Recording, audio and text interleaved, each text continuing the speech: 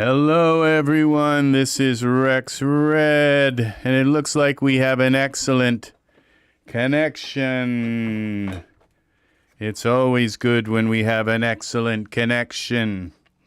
Okay, if you read the title of today's, I have a thing on my phone and it's gonna bug me. If you read the title of today's preview or video description, it is how to make the blues. And I'm not an absolute expert at that because I do make other forms of music. I make all forms of music pretty much. I think most all forms of music I have attempted to try to make. But the blues, I think it's like 8-bar. They call it 8-bar blues. You don't have to go by 8 bars. You can do just 4 bars over and over. It really depends, but I think 8 bars is what's kind of expected with the blues. Now, if you alone, just if you were sitting in your room and you say, well, I want to make a blues song, and I don't know if you'd say it with that voice, but if you say, I want to make a blues song with maybe just some kind of voice, and what does it entail? What does it entail? Well, you kind of have to, blues songs are all very similar. They're all a very similar style, and they have those 8 bars, and they kind of follow. You can put it in whatever key you want, but it usually follows this kind of 3 or 4 chord progression. And there sometimes use a lot of jazz chords in them, but it's you have to kind of pick the blues style, and so this song right here. So you have to pick the chords, and so you have to kind of get out your guitar. And that's the thing, is if you want to make a blues song, you can either purchase, a blues song and then just sing to it, okay? And then you're done. You just upload it to the internet once you're done singing to it. That's one way. But if you want to make a blues song and not just use someone else's, then you want to then you have to have some skill with instruments. And so if you'll notice with the preview, I have a Rhodes piano, electric piano, and I have, because it's used a lot in blues, and also I have a hollow body electric guitar, which is used a lot. You don't have to use a Rhodes. You can just use a piano. You don't have to have a hollow body guitar. You can use any kind, a Les Paul, a Stratocaster, Telecaster, any kind you want. Ibanez, you can use any guitar. But the thing is it's just these are kind of some of the trademarks of blues music, and you have to have a really cool guitar pick. And this one is there are many kinds of cool guitar picks, but this one is this is a Pirates of the Caribbean guitar pick. It's a Walt Disney guitar pick, and it is probably, when it comes to cool factor, this is probably right up there near the top. Yeah, so you have to have a really cool guitar pick, and I'm just kidding. And then you have to write some cool words. You have to have some lyrics that are cool. And these are the lyrics that I have written for this song. And this song is called Love Don't Come Easy. And I could say love, it don't come easy, but that's not really the way a blues singer says that line. They don't say love it don't come easy. You could, but they just say, they do it the non-English way. They just say, or the improper English, love don't come easy, all right? And so I looked it up online, and there's a few people who have made songs called Love Don't Come Easy. Luckily, none of them are quite like mine, so I'm lucky in that sense. And you can say love, it don't come easy. You don't have to, it doesn't have to be just love don't come easy every time. You can say it in different ways in the song. It's you're the one making it. So love can fade, love can grow. Hold on tight and never let it go. Look into your heart and soon you'll find love can bring you peace of mind. When you find love, hold on tight. Cling to love with all your might. Search for love every day, night and day. I'm going to say day and night, and then it doesn't rhyme with way. Okay, so search for love every night and day. Everybody find love in their own way. Because love don't come easy. Love will find you and set you free. Oh, baby, never let go of you and me, 'cause, honey, love don't come easy. Dreams are dreamt for those who see. Find your dreams and who you want to be. Just you wait and don't be late. Love will find you, so don't hesitate. Love will come and bring you there, and love can take you anywhere. Look for love every day. Once you find love, don't give it away. Because love don't come easy. Love will find you and set you free, oh baby. Never let go of you and me, 'cause, honey, love don't come easy. When you find your soul's desire, love will set your heart on fire and keep the fire burning, oh so true. Make love last your whole life through. Take this kiss, remember this. Love is forever and love is bliss. When you find yourself alone, love will show you the way back home. Because love don't come easy. Love will find you and set you free. Oh, baby, never let go of you and me. 'Cause, honey, love don't come easy. So this, it's okay. I just wrote it. I wrote it today, yesterday, actually, 10/7/23. And so this is it. These are the lyrics. And so you have to have words. And the words have to fit the music, okay? So, and this is the music. Now, this is just a basic blues song. So you can... now, this is only got an electric guitar. It has electric guitar, and I put some strings in also. But... what this, not electric guitar, it has a lounge lizard, has an electric piano. I think I said electric piano, but I think I said electric guitar first. But this has an electric piano in it. Okay, so I'm going to let you hear what we've got so far.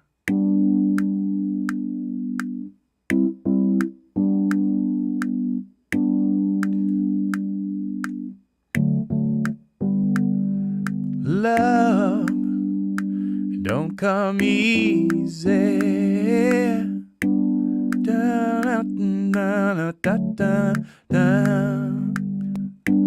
Love can find, love can grow.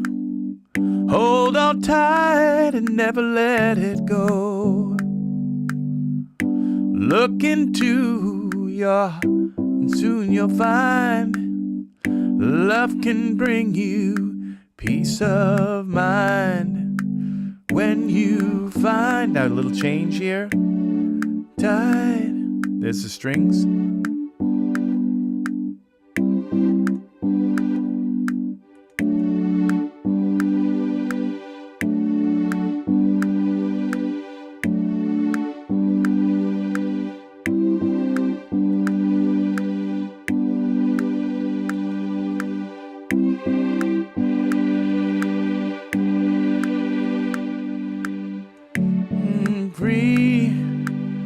Baby, never let go of you and me, 'cause honey, love don't come easy.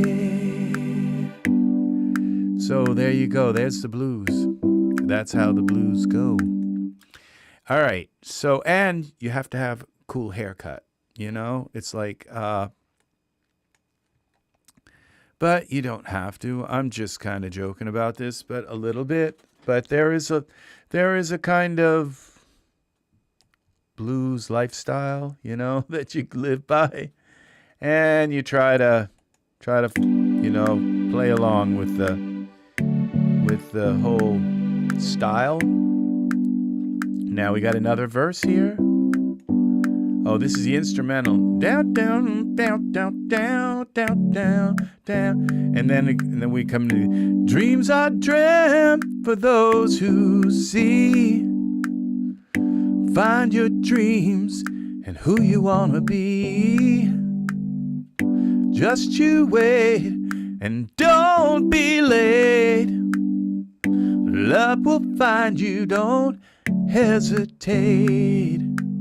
Love will come and bring you there. Love can take you anywhere.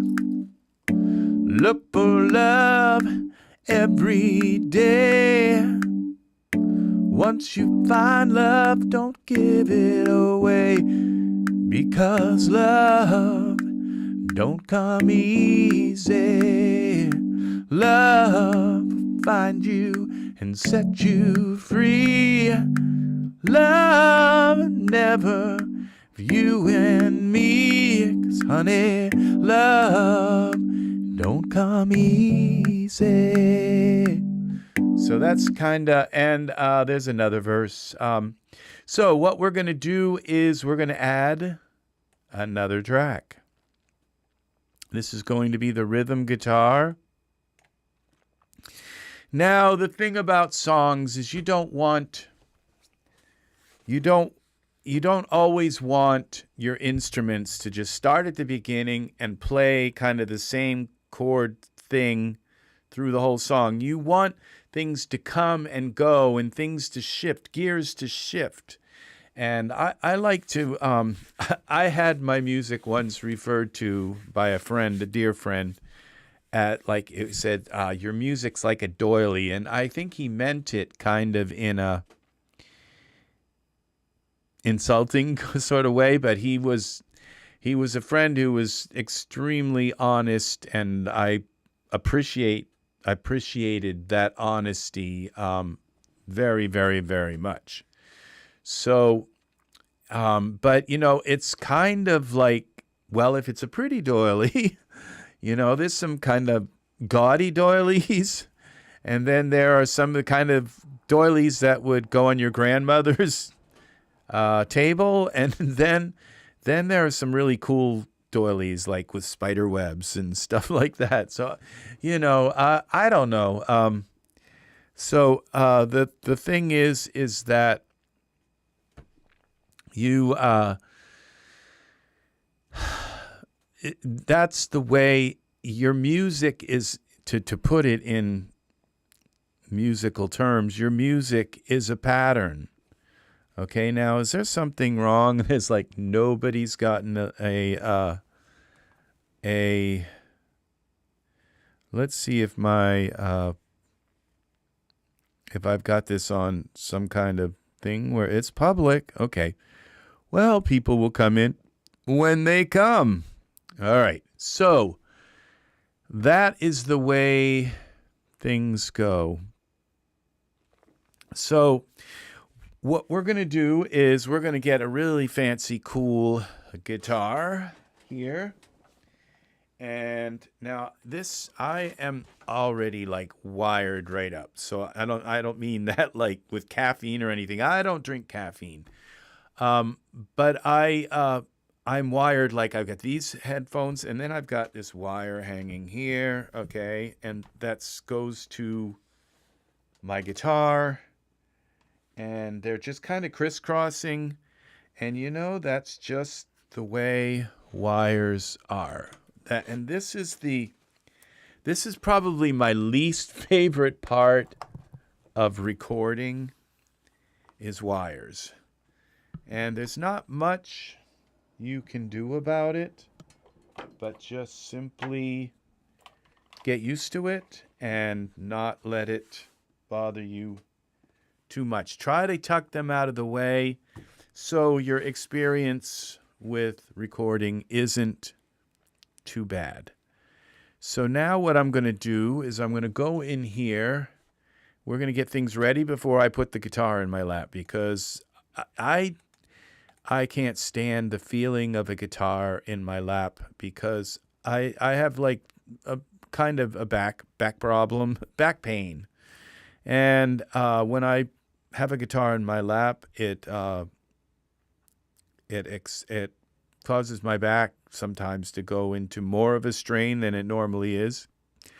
You know, it's just like when you live your life constantly in pain, it's very difficult to really get along with the world.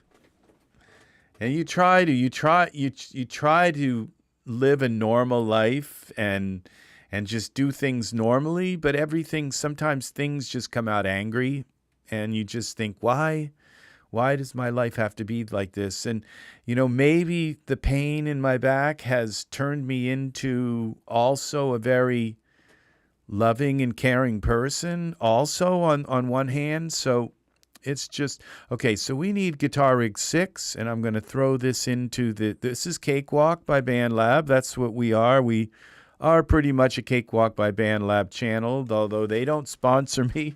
They don't say much to me at all, but they're very nice to me when I go on the forums. So, all right, at least some of them are. So this is the guitar. Now we're going to put that, I guess, underneath. This is the guitar. Now I'm going to pull this down a little bit like that, and maybe you can see more of the guitar. I don't really need this mic to record the guitar, but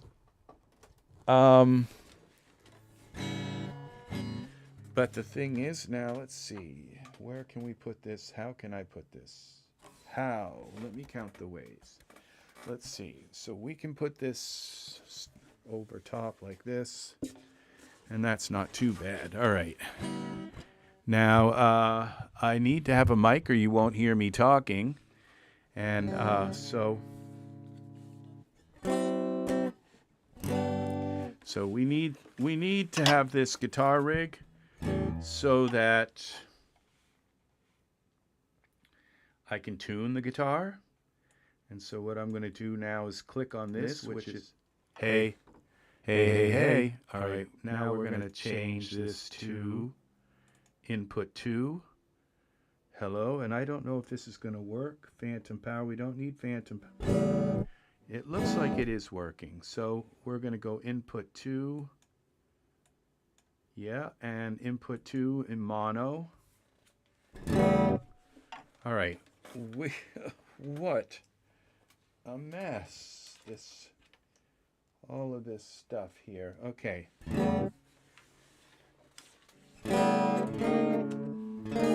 All right. So this is why I have this here, so that I can click on this little tuner here.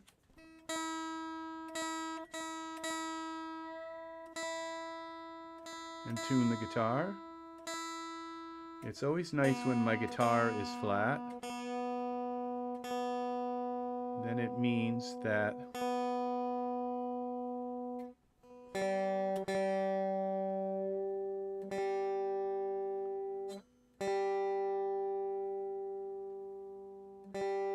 this is called a semi-hollow body.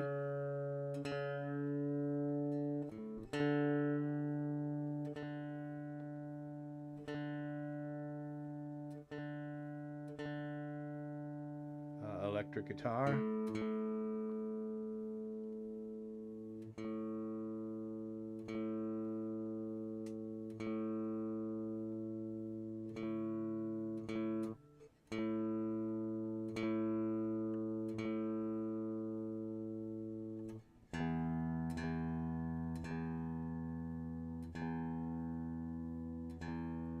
Yeah, I love it when my guitar is flat. That means that it hasn't been sitting in the closet with strings that are like have decided to like become a whole pitch up.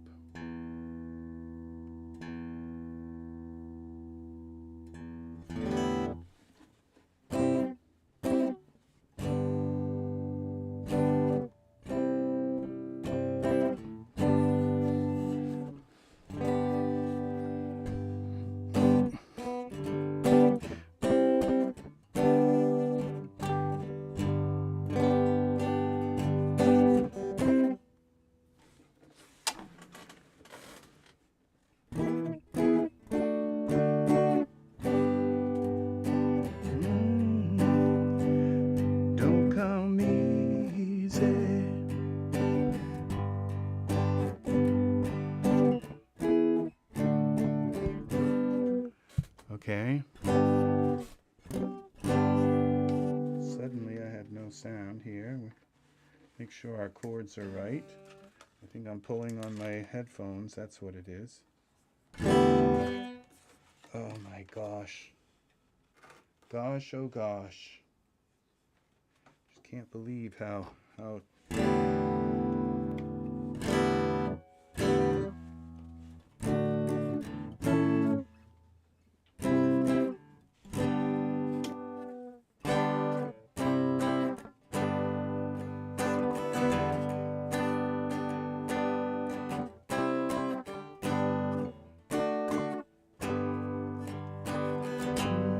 Okay, let's see what happens here.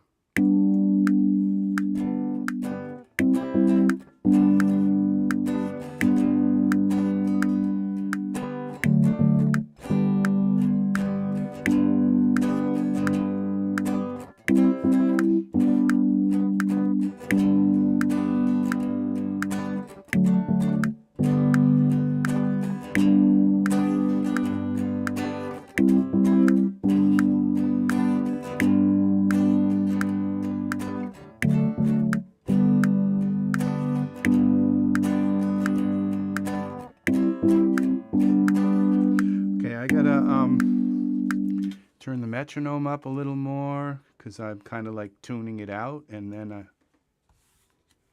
I hope you can hear this okay. All right.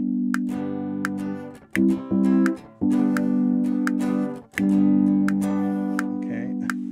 This guitar, no matter how I play it, I can't get comfortable with it.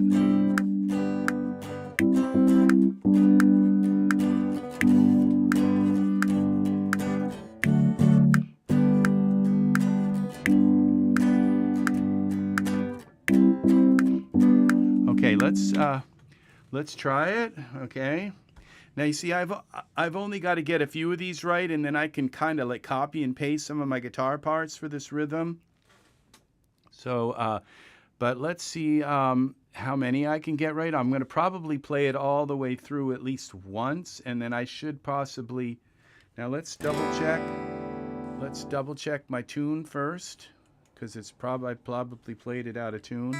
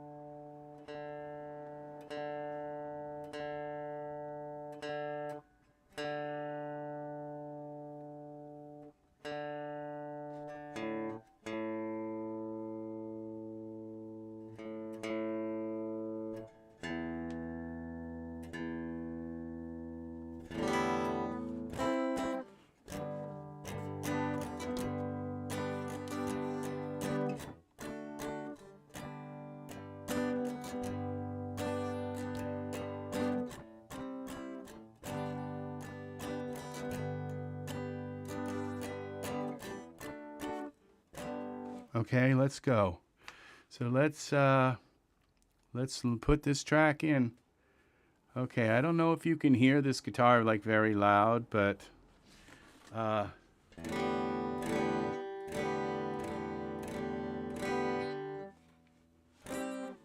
we're recording in 32-bit.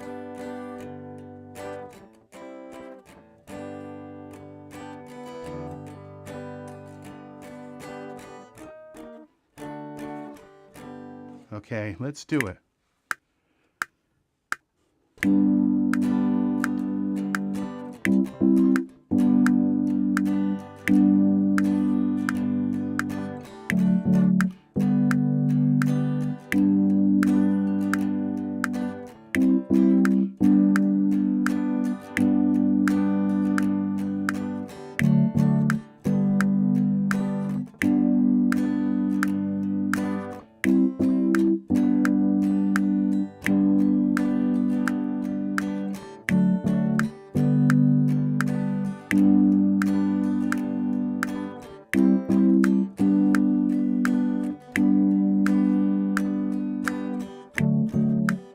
Okay, something's wrong. Because this, okay, I think I know what it is. Oh, I think I need a preamp. Yeah, because this is like, it doesn't, you know, it's just not loud enough going in.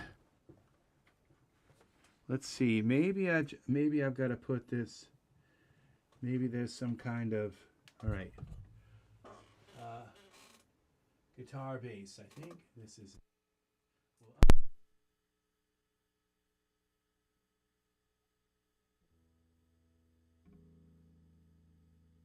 difficult here, okay, guitar bass.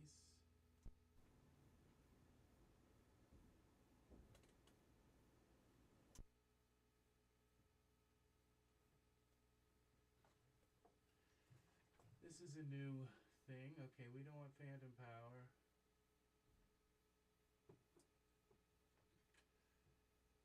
Okay, let's see what happens when we do this. Let's see.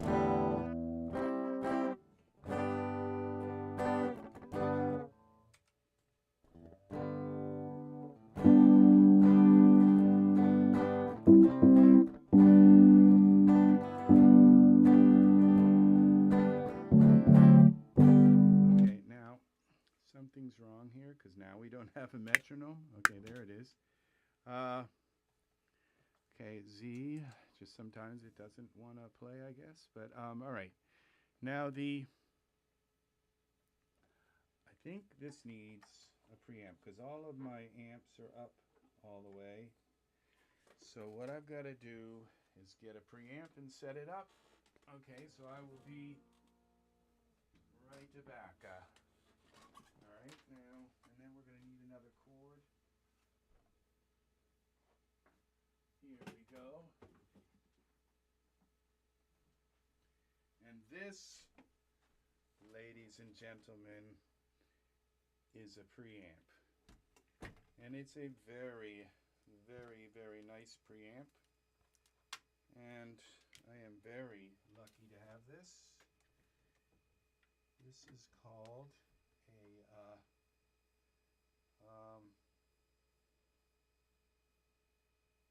Pre-73 MK3 vintage preamplifier, and it's got CA project. I can't remember what that stands for, but okay, so what we're going to do is we're going to plug our guitar into the preamp, and then we're going to, now at 32-bit it really doesn't matter, but we're going to go direct in, and low Z, we don't, that would be low Z, we want high Z, I guess, 40, okay, alright, so we want high Z, power would be need to go on, that's when we plug it in, alright, I hope you guys can hear me okay. There it is, that's plugged in. just a few more wires, okay? That's just what we need. Now we need one more. I need one more guitar cord that will take me the audio cords. Maybe I can reach in here and grab one. Or maybe one of these will work. Because it's only got to go a short ways. And the shorter the distance, the better. Well, I think I can use the balanced cord, but I think I'm going to use an unbalanced just in case everything's not balanced. Because it's only a short distance anyway. Well, there's an unbalanced one right there. Well, unbalanced is just like a regular mono cord. And now this would be out. That's microphone in. This is just the output. Okay, and that comes out of there and goes into here. I just don't like that level being so low. And now we're going to wrap this back up and put this in my cord box up here. Audio cords with probably a few hundred other cords. Now, okay, we're going to move a few of these things out of the way so we can get this. Alright, this should already now be working. Put the earbuds back on. Hey, hey, hey. Alright. Looks like we have, okay. Hey, hey, hey, hey. Alright, now.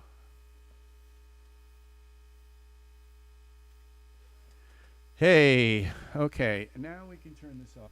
Hey, hey, hey, all right, that's correct. And now we should be able to crank up this amp. And I don't know if this is going to work or not. I may end up with, well, there we go.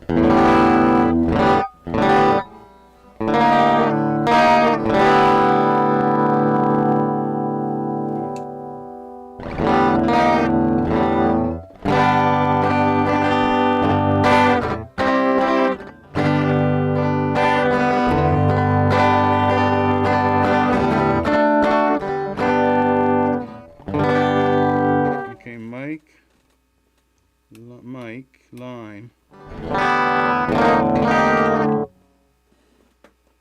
off. Okay, air, we want that off.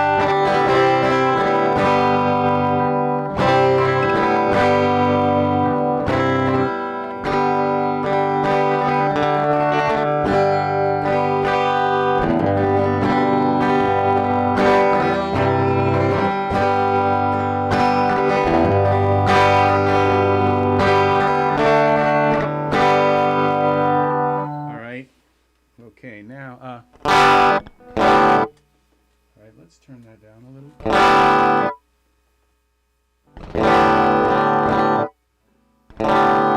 Really loud.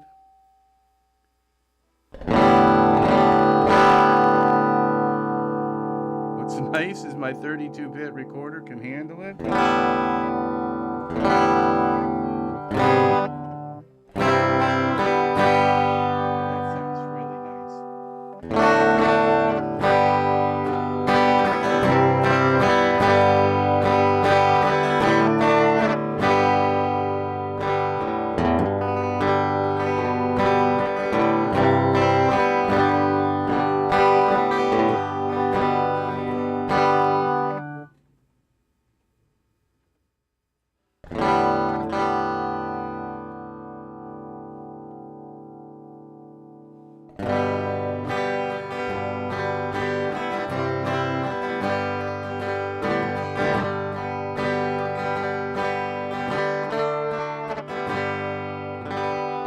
Okay, let's see what we got here. Let's try.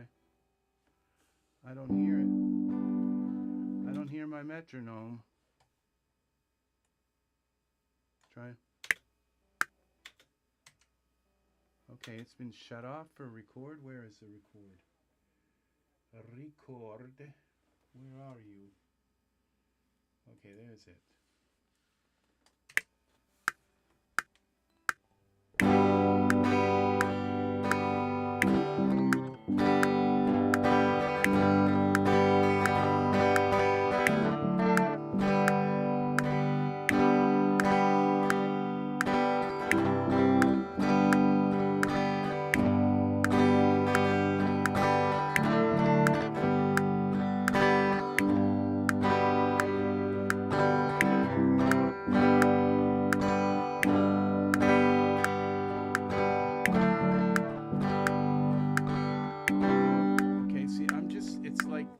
This rhythm is like really kind of fast. 2, 3, 4.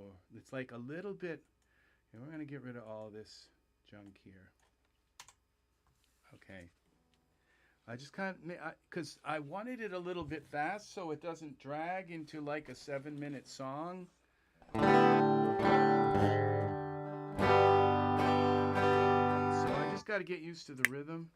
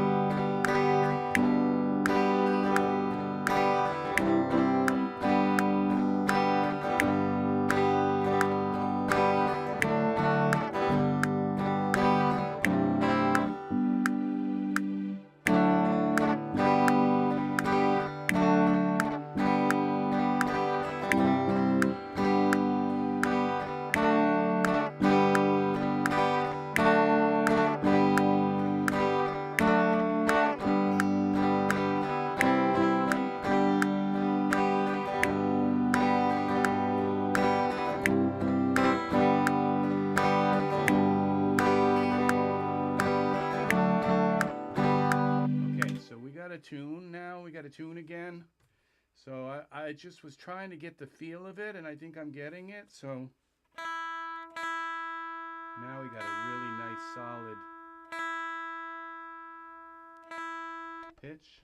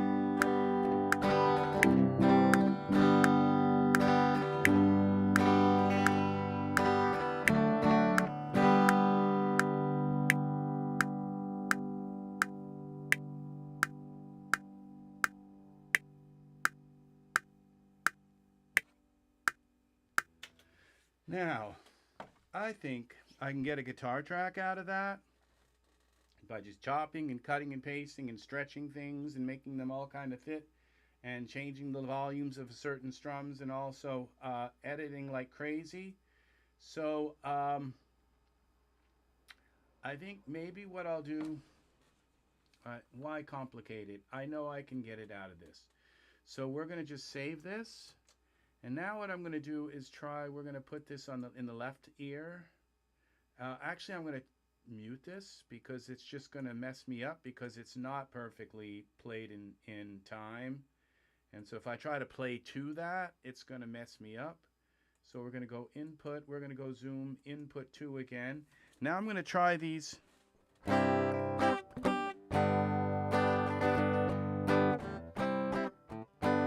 I'm going to try these bar chords also.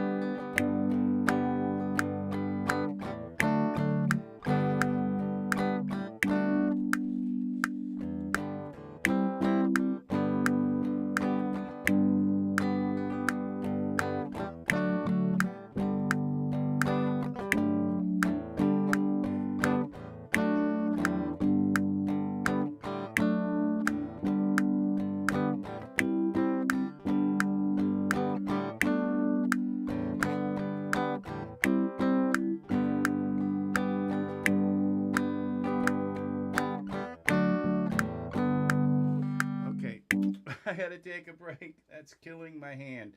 Now, this track here that I just made was supposed to go here. Which one is it? I think it's the top one, the one that's short. Let's see. Yeah, this one here is supposed to actually go. So let's go shift. Just yank it down here. We'll arm that track. We'll turn that one off. Okay. And I'll just punch in here. Let's see what these sound like.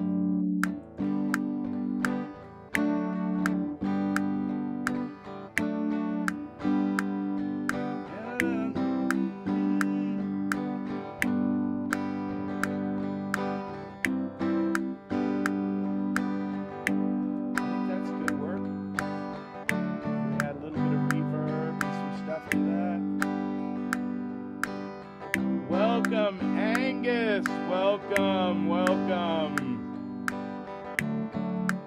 So I'm waiting for my hand to get used to. I haven't been playing the guitar as much as I used to years ago, and now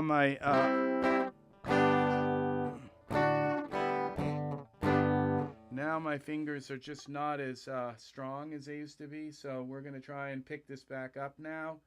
Now we're gonna go up here to comping. Okay, so that it's not sound on sound. It's so as soon as I hit.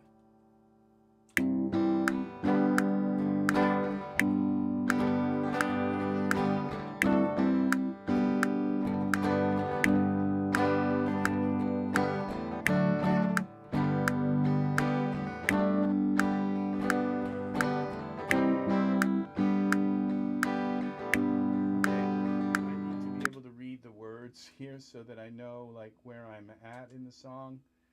Okay, so I had to zoom this in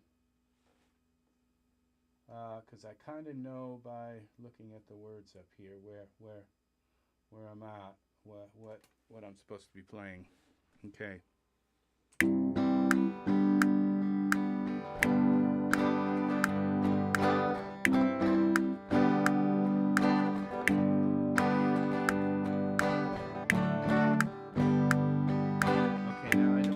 I just realized I don't want this other track on. It'll throw me off actually. Mute that. Okay. Control Z.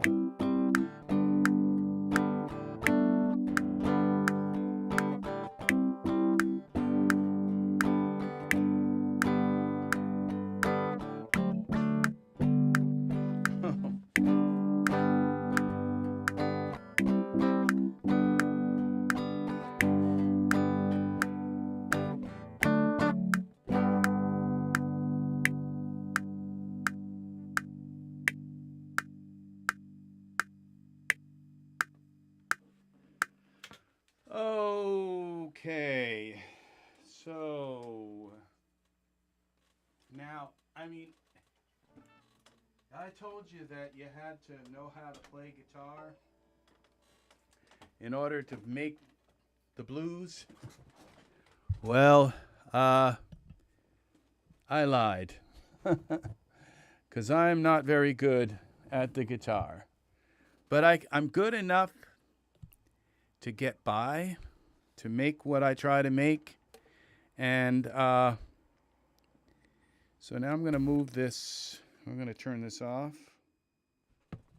That's the power. We're going to pull this out. We're going to get this. Ow! Thing's heavy.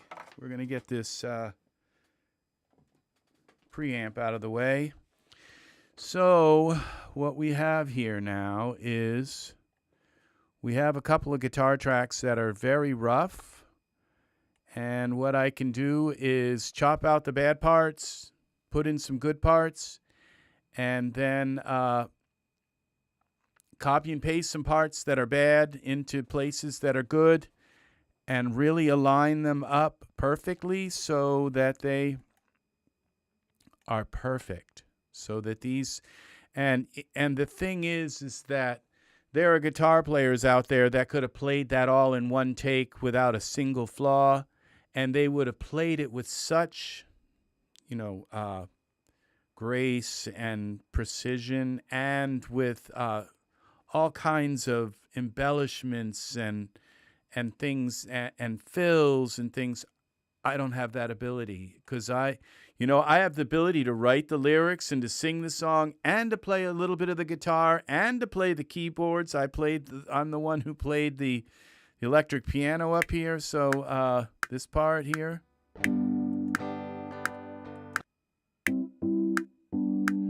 So, and again, this electric piano part isn't the best in the world, but it gets me by. And it gets me by enough so that I can use my voice, which is kind of the thing that I spent all my time working on, was my voice. And my voice kind of makes everything else work. So luckily, I have that. Luckily, I put the time into the thing that I needed to put it into. So that's just my saving grace, I guess. So we'll bring this up here like that.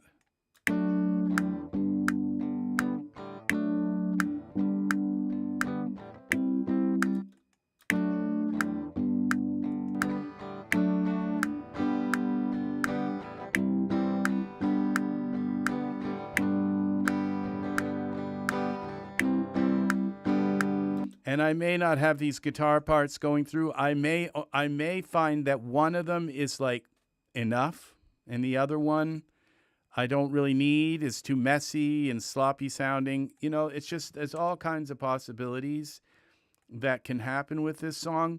But usually what you do is you have a couple of guitars, one in each ear. That's usually what you do, but it doesn't mean that you can't deviate from that. Now, right there where I sandwich them together, it looks like it's okay of a splice. Now I could come in here and maybe splice that a little better. There's a little silence there, so that's better splice than what I had. Okay. So now we're going to remove that empty take lane. And so thank you very much, Angus, for the like. I appreciate it very, very much. So this is our live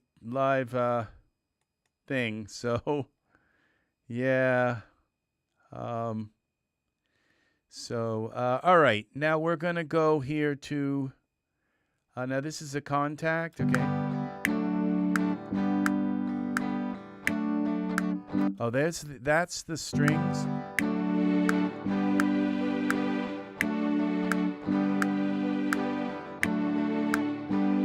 All right, so that's not that's something to mess with later. Okay, so what I'm going to do now is we're going to save this file save as,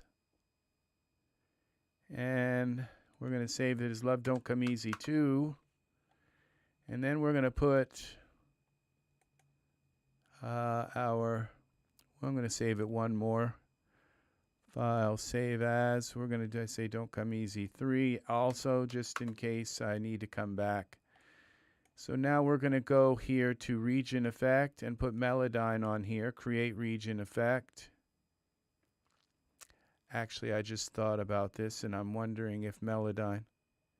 Yeah, we'll use Melodyne. Okay. Now, it used the wrong algorithm. So we're going to switch this to percussive, redetect. And then we're going to select all here. And then I'm going to go here and double click on these and change them to a different kind so they'll stretch. And then we're going to go here to this one and we're going to put Melodyne on here. Melodyne, create.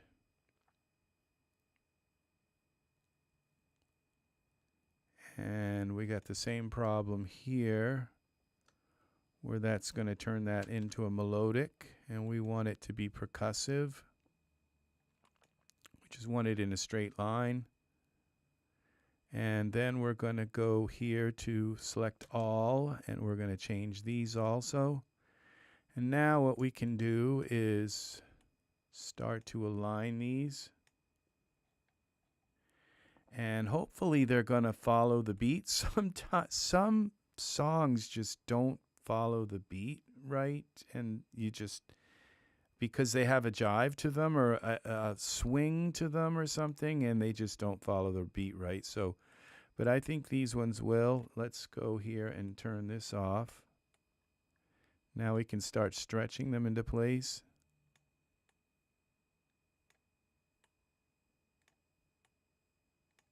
Let's see how this works.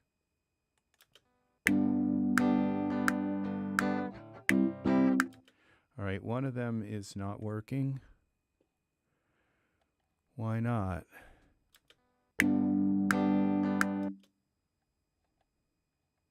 Must have turned the volume down or something on it.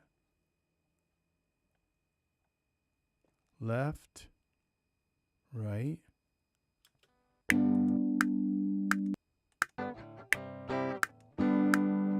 Okay, it might be this guitar rig thing.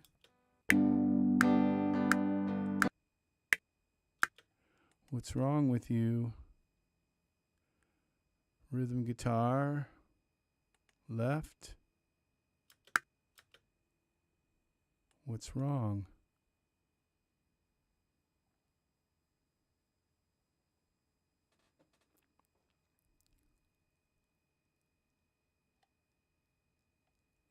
Right, okay.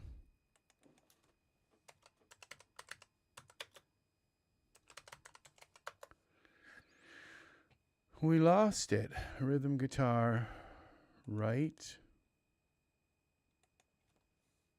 right, left. Okay, let's get rid of this.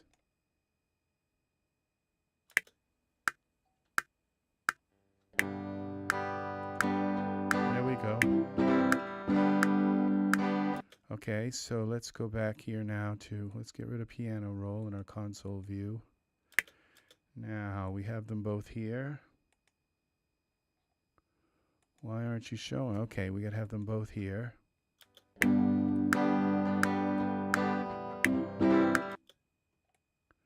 Okay, see, this is...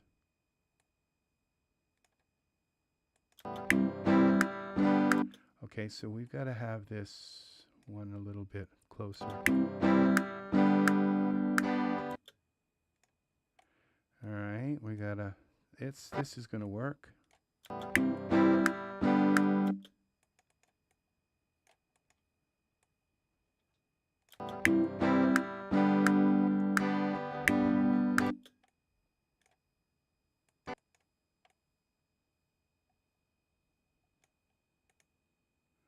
So this is the tedious job. Now what I have to do is get them all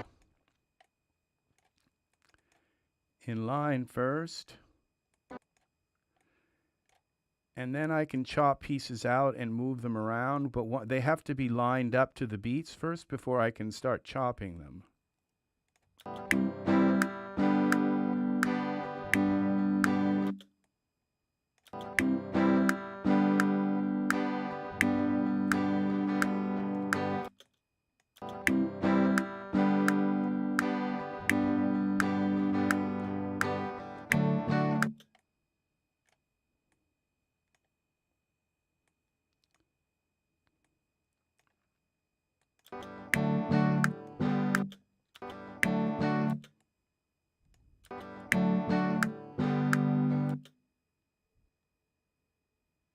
Okay, let's go to this. Something I don't do very often is this scroll.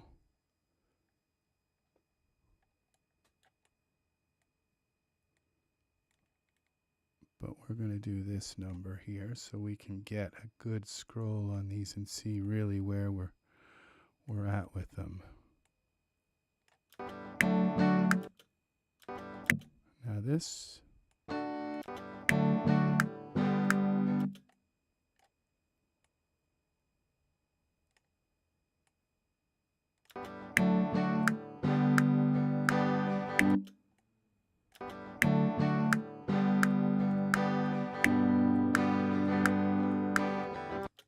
Okay.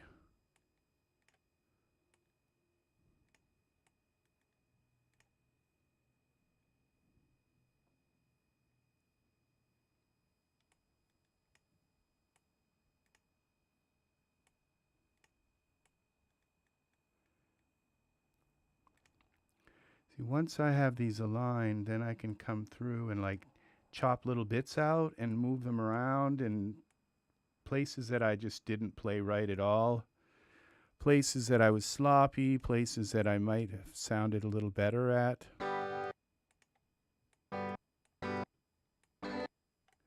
So now these have to be aligned first. And you see, I'll get all this done, and I might just find that one of these guitar tracks I just don't like at all. I played them in different parts of the neck to give my playing a little bit of variety. A little bit more harmony.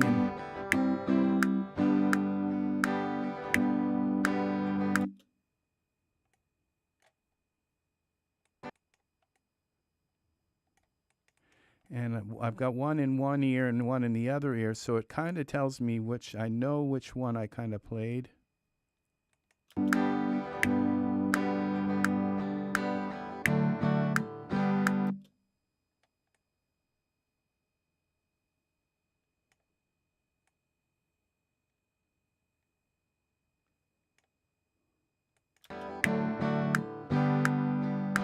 These, when I hit that note like down there, that's a very important note because it's kind of like the downbeat.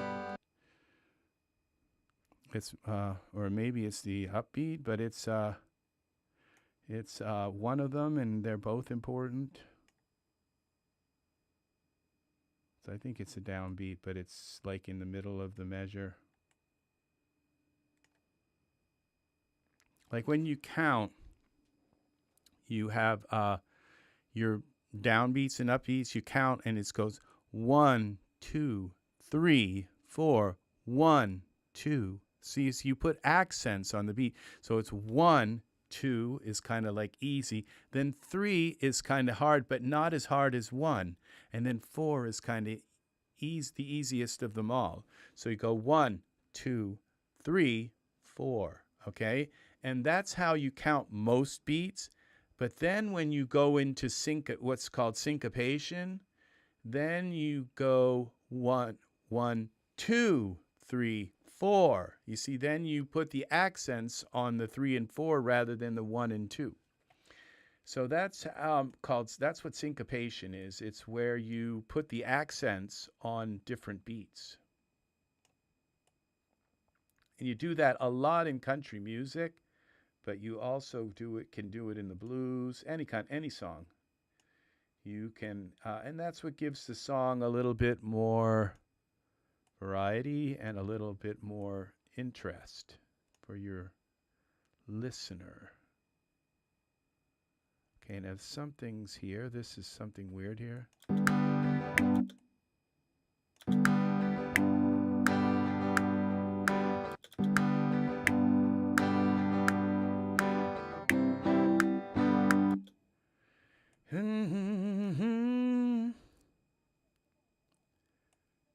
So that is what syncopation is, people.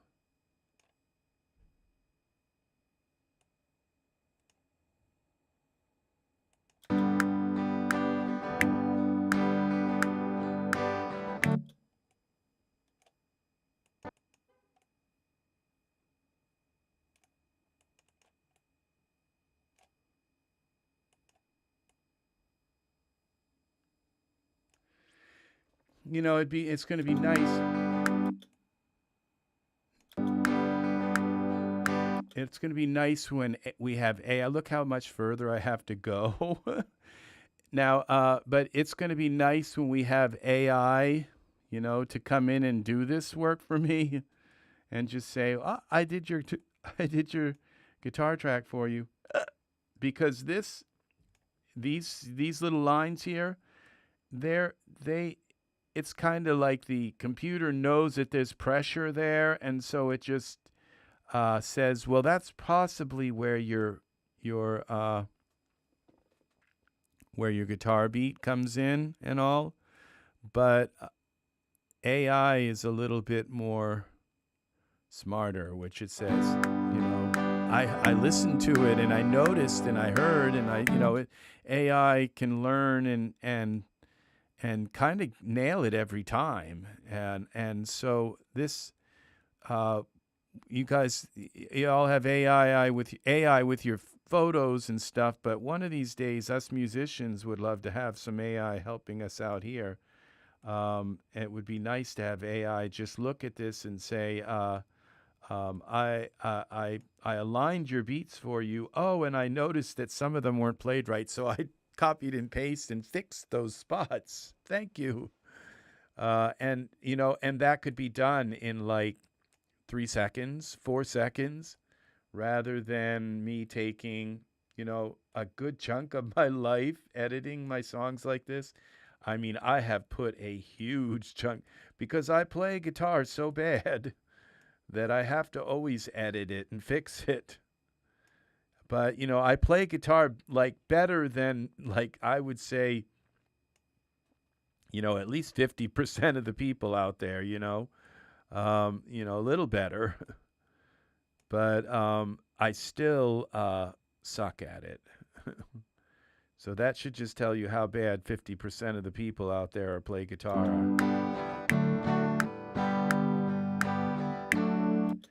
And I have many, many, many, many, many years, not hours, years playing guitar, like steady. And but the thing is I'm such a bad guitar player that I didn't learn much. I didn't grow much in those years. I just kind of went on what I could do, and I'm not being harsh on myself or anything. I really didn't spend those years learning. I just kind of spent those years coasting on the guitar. But I played like crazy everywhere. But I just didn't improve that much. I pretty much played the guitar the same when I was in my years performing out live in gigs than I did when I was 12 years old. And that's the same with my voice. By the time I was 12 years old, my voice was pretty much there. That's what, it was already past puberty and ready for...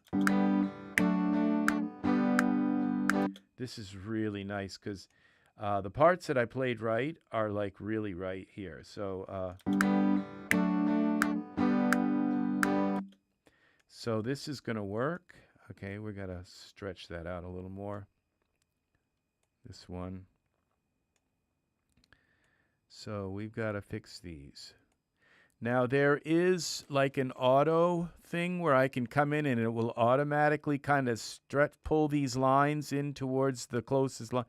I don't like that because sometimes it just throws things way off, and I have to sit there for like 10 minutes figuring out how it's supposed to really be. Like it'll squish these two together and do weird shit like that.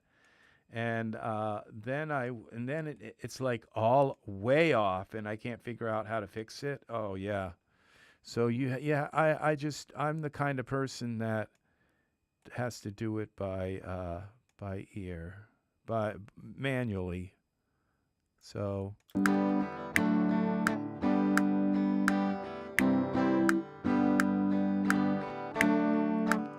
you can hear when I stop where this was late, very late. And so but I strummed it the right kind of way. They're just not perfectly in time, which if I didn't have this ability to line these up, my music would sound like absolute crap. And I'd have to get a guitar player, one who's really, like, one who spent the time on their guitar like I spent on my voice. And I put everything into my voice, all my hours and hours of practice I put into my voice, and my guitar kind of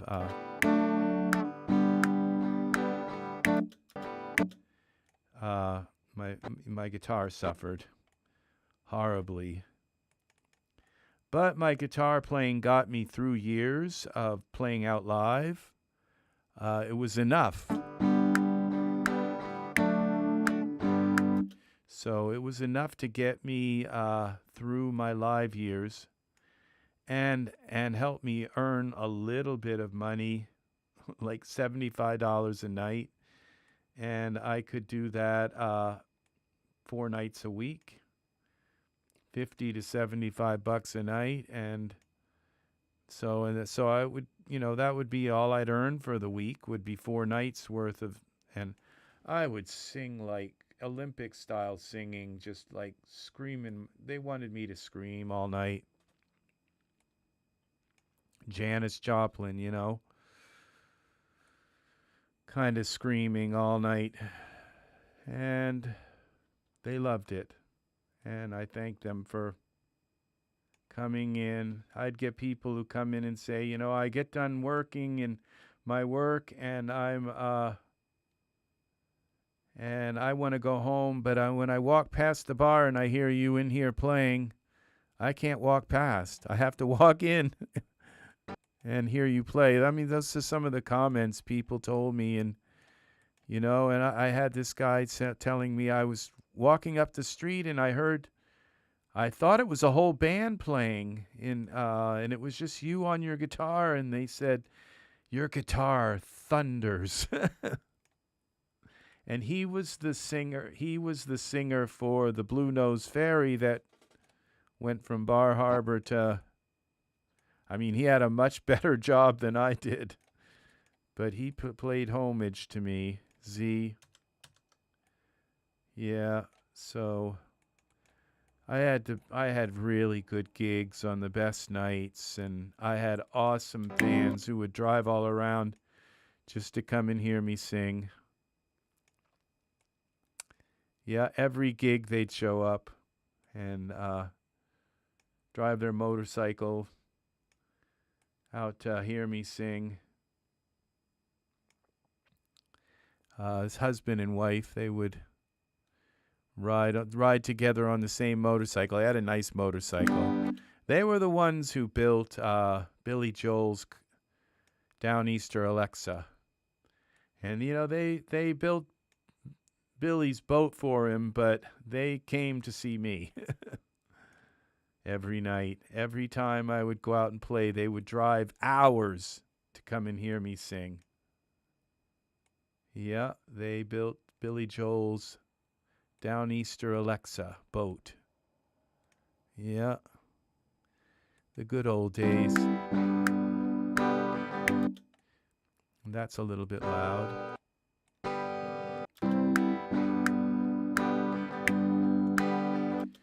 Yeah, I've had a good life with my music. I've never gotten famous, It's like who comes up here to Maine looking for talent? No one.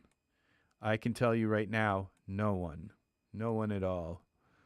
And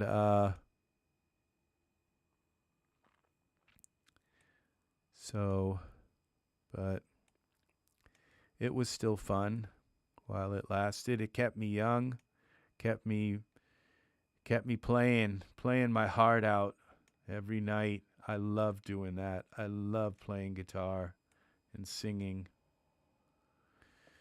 So that's my life.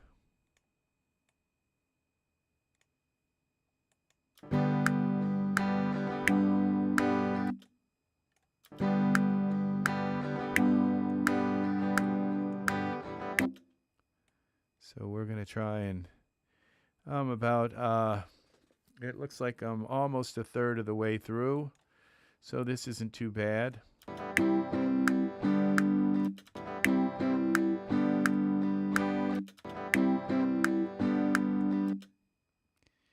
So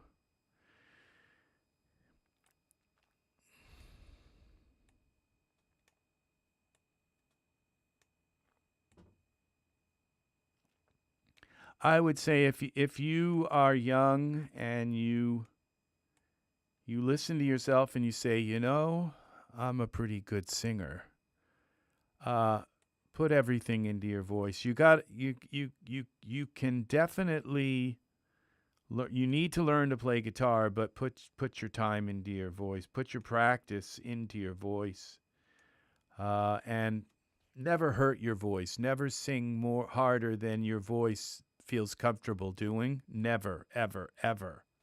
Never, if you're singing something and your voice hurts, stop. You have to do, never hurt your voice. Never strain your voice. Never, ever. If you can't hit the notes, don't sing it until you can hit them. That's just the never strain your voice, ever. Not even a little bit. Just don't strain your voice. Always stay in that comfort range with your voice. And your voice will last. Sing from your chest. Okay. Okay, this was a bad spot here. Okay, I don't know what I was doing there, but...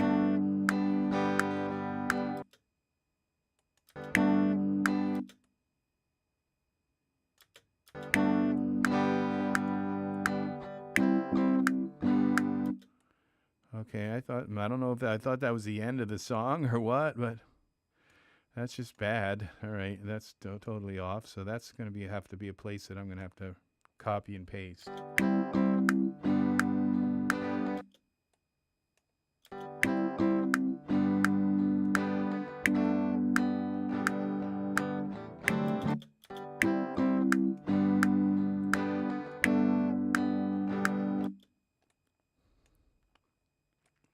This is all just messed up. There's no sense in trying to fix it.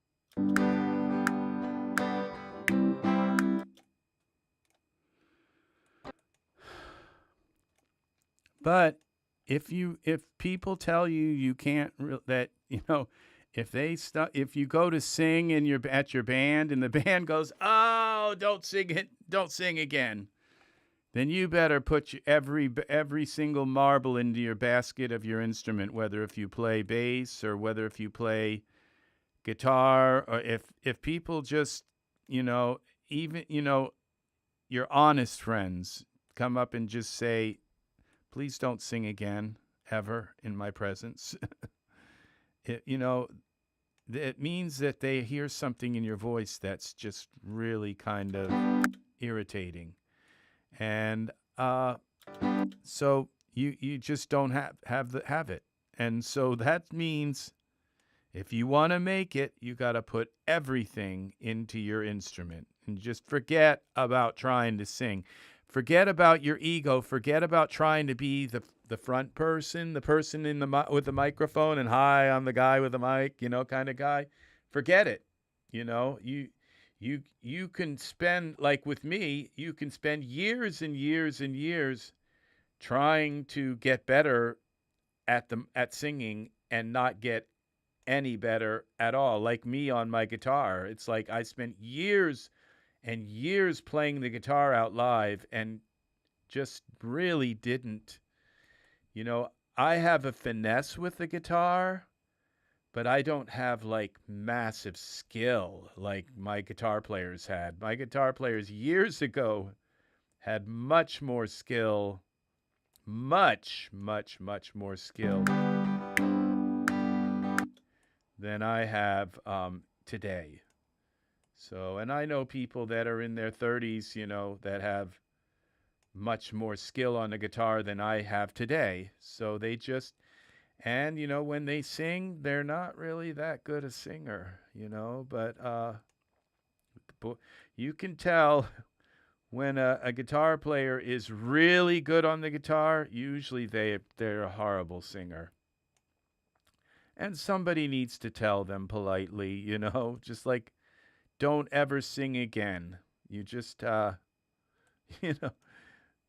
can get by. They can sing a little backup. Oh, yeah, they can sing real well, backup and all. But front, they can even do some songs, But when it comes to like carrying the band with the music, with the vocals, it's not going to happen.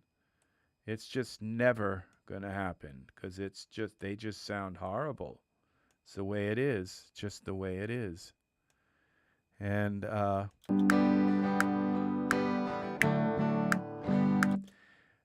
the thing is that they can't be a one-man band. Like with me, I knew enough guitar so that I could get by because I had the voice and I could just kind of get by on the guitar so I could go out live. But if you can't sing and you're the best guitarist in the world, you got to find a singer. You got to find a singer who will sing while you play your guitar. And that's why you have to have a good attitude, because you got to get along with the singer. And most guitar players have the worst attitude in the world. They think that they're upset, they're angry because they're not the singer. And they're always at the singer like, you got a horrible ego and blah, blah, blah. And they're just, and you think it's like, well, do I have an ego? Am I being egotistical? No. After years, you find out, they're just nasty. They're nasty, angry because they're not the singer and they wanted to be the singer and they ended up being the guitar player. And they suck at every time they open their mouth and sing, they suck. And it's that simple, really it is. But and the singer's all happy. They're happy. They love everybody because they're the singer and they don't have to struggle. They are the singer. But the guitar player is sitting there like angry all the time. And so they've got to take it out. And so that's why I say, if you're a guitar player, you better get your attitude or you're going to drive every singer away. And you will. You just will. And you gotta I don't know. I think it's the worst thing to ever say to a person, but you got to learn your place. And unfortunately, your place is the guitar player. And I don't say unfortunately because I think that's I wish I could play guitar even a quarter as good as guitar players that I had that were like years and years younger than I am now. And they were like amazing. So, I am going to be the first one to say I suck and you are great when it comes to guitar. But, are they going to ever compliment you on being the singer and how awesome you sung that? Maybe they will when they get drunk or something. I don't know. They might just say, and when they tell you that you sung something really awesome, don't believe them because they don't know how to sing. So how are they really going to know? So, just so I don't know. Some of the worst singing that I've ever done, my guitar players were just like absolutely in love with those songs, and they were just horrible. So maybe they just had a different style. But the thing is that singers value your guitar players also because they're hurting. They're upset because they're not the singer, and it bothers them every day. And so you gotta kind of nurse them along. They really are. They wish they were the singer. And there's when you have a band and you're out singing with the band, and you sing your verse, and then you sing the second verse, and then you sing the chorus, and then it's time for the guitar player to play the lead solo. That's when you step back and you get right out of the way, and you let that guitar player have their moment in the sun. That's when, and what you do is you step back and you like just let your eyes sink into the back of the head like you're in some sort of form of state of ecstasy, like it's the most beautiful thing you ever heard, hearing your guitar player play the lead. And they are. They usually are. It's like it's nothing I could do.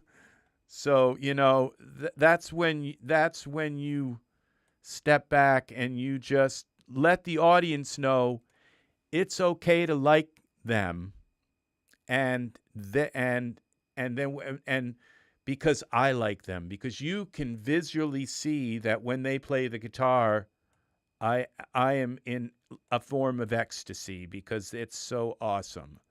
And you have to pass over the mantle to your guitar player when they step up to sing. I mean, that's and that should tell you that I've always had the right attitude, the right ego.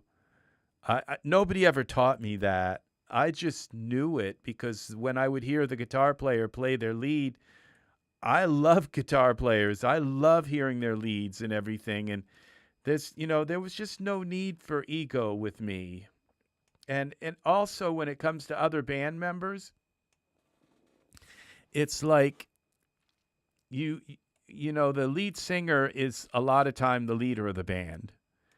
But being a leader of the band means that you have to delegate the work of the band. You have to and the thing is that why not give the band members the jobs they want to do? If one band member wants to book the band, then say, yeah, okay, go ahead. I don't have to do everything.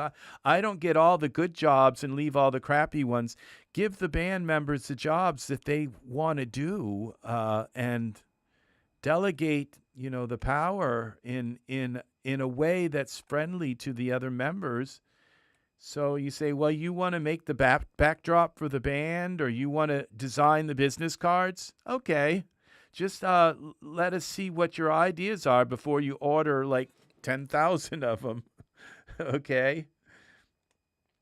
So it's like, yeah, having my neck replaced with a skull was a good idea, but I'm not sure I like that on the business card. So, that kind of thing.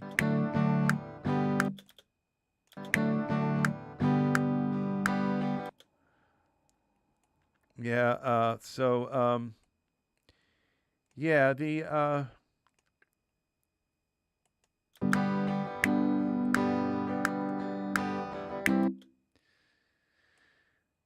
but that's the way, bands, you have to get along with your band members, and you have to value them. You have to realize that they might have that, when they say, "Oh, you have such an ego," that's a cry for help. That's them saying, "I have an ego, and I have to keep lowering you and reducing you to make myself feel better, and that is a cry for help, and so, if you really want to continue working with the guitar player and all, you've got to somehow appease that ego that they have, that they're really projecting onto you. So, and nobody's perfect. Sometimes I can be a little bit short. Sometimes I can be an asshole, I don't know. I don't know. I think at least, when I can be, bluntly honest sometimes.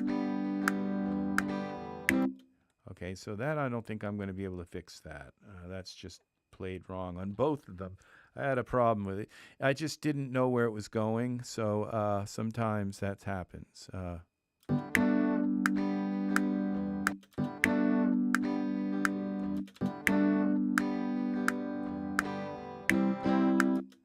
So I'm going to have to redo, paste in a different spot. Once these are done, I'll be able to paste spots in, take stuff out and paste them, chop them up and move them around. Yeah, I try not to be an asshole, and it's just, and sometimes maybe I have been, where I just, telling my guitar player, don't ever sing again in my presence, is just maybe not the way to do it. You have to kind of let them know that that their singing irritates you. I don't know how else you can do it, but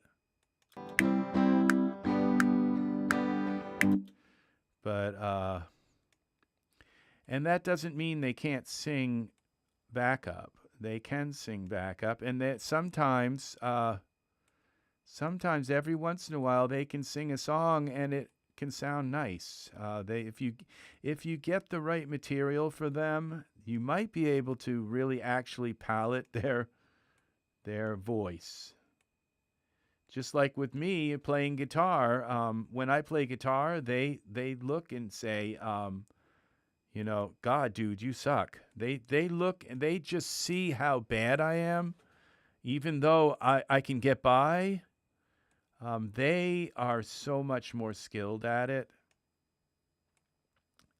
But there are some songs, like acoustic songs, where I could play guitar a little bit, with the band. And that's the way some bands are.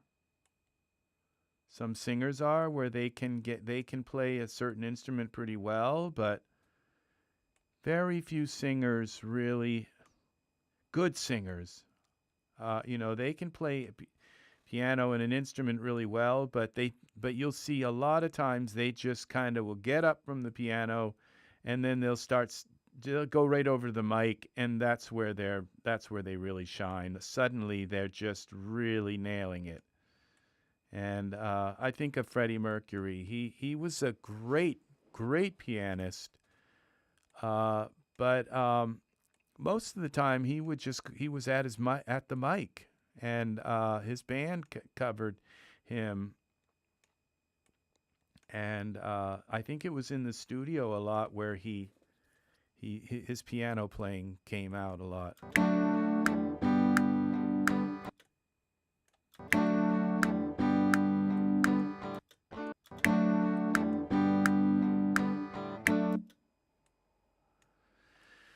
So, I mean, Freddie Mercury was a great pianist. I mean, like, not just good. I mean, he was great.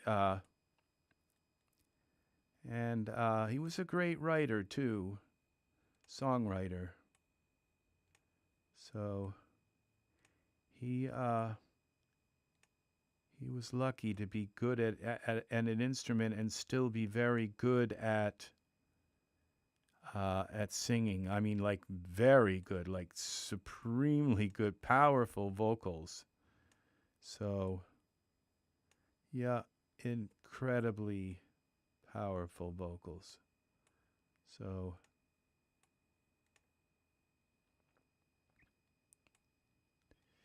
yeah, the dynamics between, band members and all, like with singers, the guitar player doesn't have to uh, his like voice. He doesn't have to use his throat, and he can use he uses his fingers, but uh, the and the singer is like so much more present than the rest of the band. Like the singer sings kind of over the band in a way, and so a lot of times the band members they'll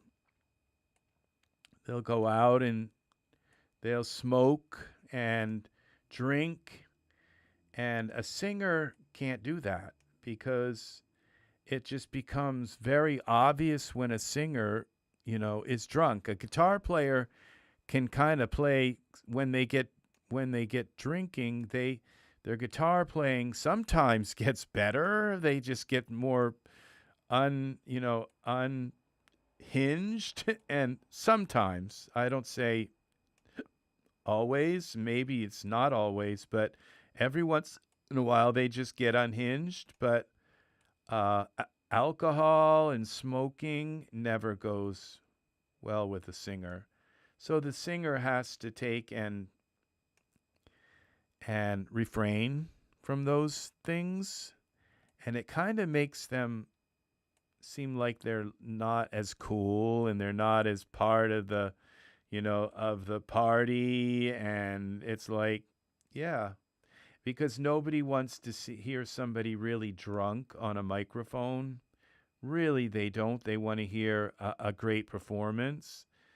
And it's just, at least that's my opinion. It's like to hear somebody really drunk, it's all of a sudden it's no longer a performance. It's like a comedy act, and you're just waiting for them to say something really ridiculously stupid and make a jerk of them, and an ass of themselves or something. And it's just a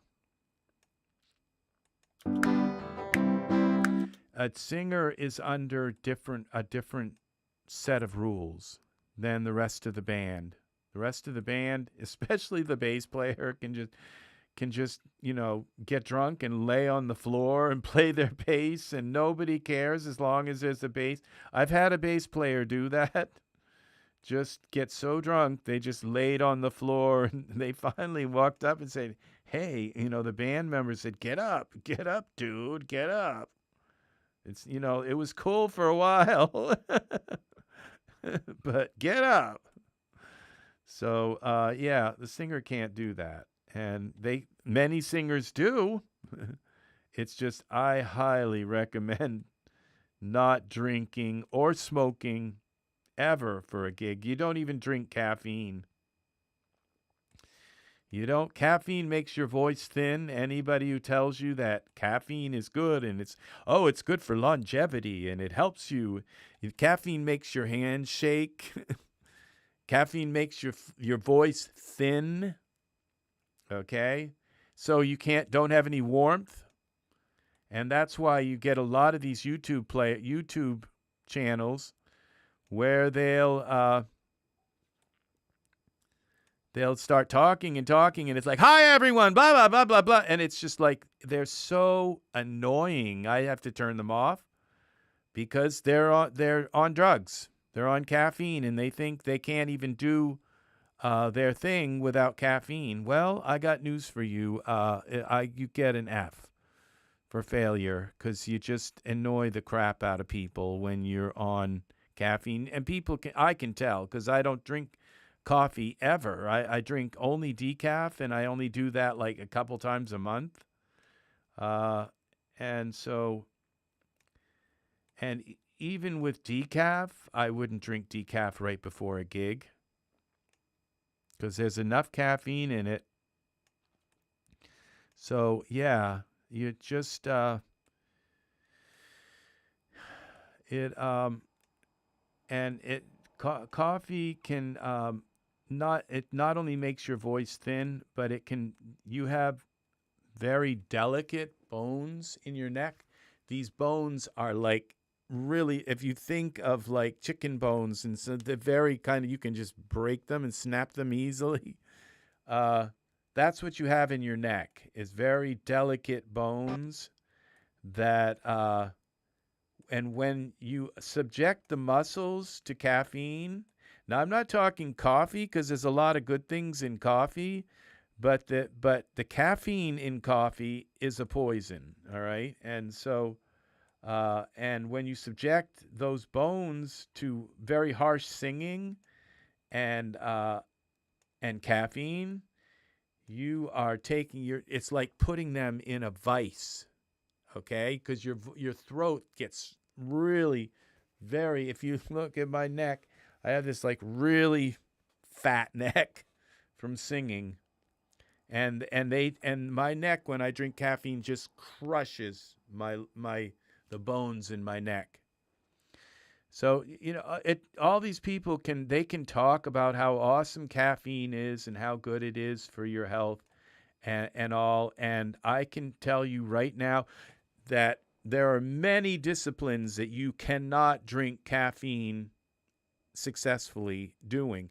I would say a surgeon who is addicted to caffeine is a problem waiting to happen. Just imagine them trying to do surgery with their hands shaking from a caffeine shake. Okay? Caffeine makes, and tea is even worse. Tea, because I know this because I grew up, my mother had a ceramic shop, and I used to give seminars. I was really good at painting, and all I'd have to do was sit down and try to paint after drinking a cup of tea, paint the eyes on this little teeny figurine, and your hands just quivering like this. And the eyes come out with this line that looks like that. And when you're trying to do calligraphy, or if you're if you're an artist that draws, or if you do what are they called? Where you design buildings, architect, or there's a name for them, people who draw buildings and stuff. And yeah, a lot of times they use a ruler. If you use a ruler, then fine, drink all the caffeine you want. But if you're working, if you have to have steady hands, you can't drink caffeine. Are you crazy? And there are many, many, many jobs you just can't do while and drink caffeine, period. And I would argue that even driving a truck for hours and hours, that the caffeine just makes you tired sooner. So, and then the rest of it, you're on these massive, massive drugs that are just make things it's like a snowball. It makes things much, much worse. You're just better off doing it healthy and the healthy way. Get enough sleep and you'll be fine before you go out, and drive. So yeah, this whole I have been caffeine free for over 20 years. And and so out of 20 years, I've probably drank maybe about 20 cups of regular coffee in 20 years. And now, and those were like accidents, like I'd go to an AA meeting or something and they would switch the coffee and I would just sit there and all of a sudden my throat would start hurting and my hands would start shaking and I would know that I just had a cup of coffee, that there was actually caffeine in that coffee. So, yeah, so it doesn't matter if people say, oh, it's good for you. It's good for your heart. It's good for you. It doesn't matter what they say. I know that I can't perform and sing and do these things on caffeine. I just know I can't. And that's the thing. So it's ridiculous to think, to hear people talk about how good it is for longevity and it'll make you live 10 years longer. And, it doesn't matter. It impairs my ability to sing. And the thing is that there's nothing worse than singing for a bunch of people and not being able to make your voice. You're here in your head. It's like being on alcohol. When you're on alcohol and you're singing, you know how you're supposed to sound, and you can't make your voice do that because your voice is like all over the place. Your voice doesn't do what your head tells it to do. And that's the same thing with caffeine, where you sing and you say, oh, that line sounded kind of thin and shrill and shrieky. And then you try to, you have like this ability to like lower your larynx and lower your Adam's apple, and you know how to bring out warm tones, but you can't, because the caffeine just keeps that up and says, no, you can't go below here. And so you end up with this shrieky, shrill performance. And you say, well, a lot of people say, well, it doesn't matter because the audience is all drunk and they don't care. They know. They may not know how to sing, but they know how to judge a singer. And they know when a singer is at the top of their game. And when you are, because I know, because I would go and sing the same song on caffeine and they wouldn't do anything. And I'd go in and sing the same song without caffeine and get the same song the next week and get a standing ovation. The whole bar would get up and stand up and clap. And that's because I had the warmth in my voice. My voice was there. So this whole thing about people say, oh, they go on YouTube and make all these videos. Oh, I could quit caffeine for a month, and you won't believe what happened. And it's like, yeah, we believe it. You went back to drinking it after a month, and now you're on YouTube screeching in our ears again. And they'll start out, it's like, well, I still drink it's like, oh, I quit caffeine for a month. And it's like, oh, but now I still drink a cup of coffee, once a day. And it's like, no, then you didn't quit caffeine. You didn't. You just didn't.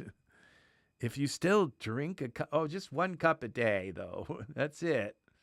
And a bunch of chocolate. And I drink, it's like, no, you didn't quit caffeine then. All right. So, it kind of pisses me off because I'll get halfway through the video thinking of how awesome they are just to find out that they really didn't quit. It's like, yeah. So you're still an addict. And also caffeine can change your physical body shape. It can make you kind of thin and raily, and that's what it does. So that's what caffeine does. It just can change your body shape so that you don't have these voluptuous muscles, but you kind of have this kind of scrawny, skinny, sort of bony physique. Caffeine does that. And you can change that, because I know, because when I was really young, I was addicted to caffeine, and I've never been addicted to caffeine, actually. I've abused caffeine, but I was never addicted to it. So I don't think I've ever had a caffeine headache. All right. So because I would drink like 14 cups of coffee one day and then I wouldn't drink it for another month. And it was just always gave my body a break from it. And yeah, I have drank it. I've many times sat and drank 14 cups of coffee. You just 2 pots, 2 pots of coffee. Yeah, I've sat and done that. Gone out working and doing physical labor, and I just didn't know that it was going to eventually start to hurt me, and so I had to stop. It started to physically hurt me, and even though I never drank enough to give myself a caffeine headache, I've never had a caffeine headache. I've from withdrawal, I've just I never let that happen. But I have sat and drank 14 cups of coffee in a day, which is really bad. And so I did get that kind of, when I was young, I had this kind of endurance muscles, I used to call them, where I could run a marathon kind of body. Looked like I'd been running marathons or something, and just kind of skinny body. And my muscles were always so tight and couldn't relax them. Yeah, the same way my throat gets when I sing. So, yeah, and that's what happens. Is you end up with...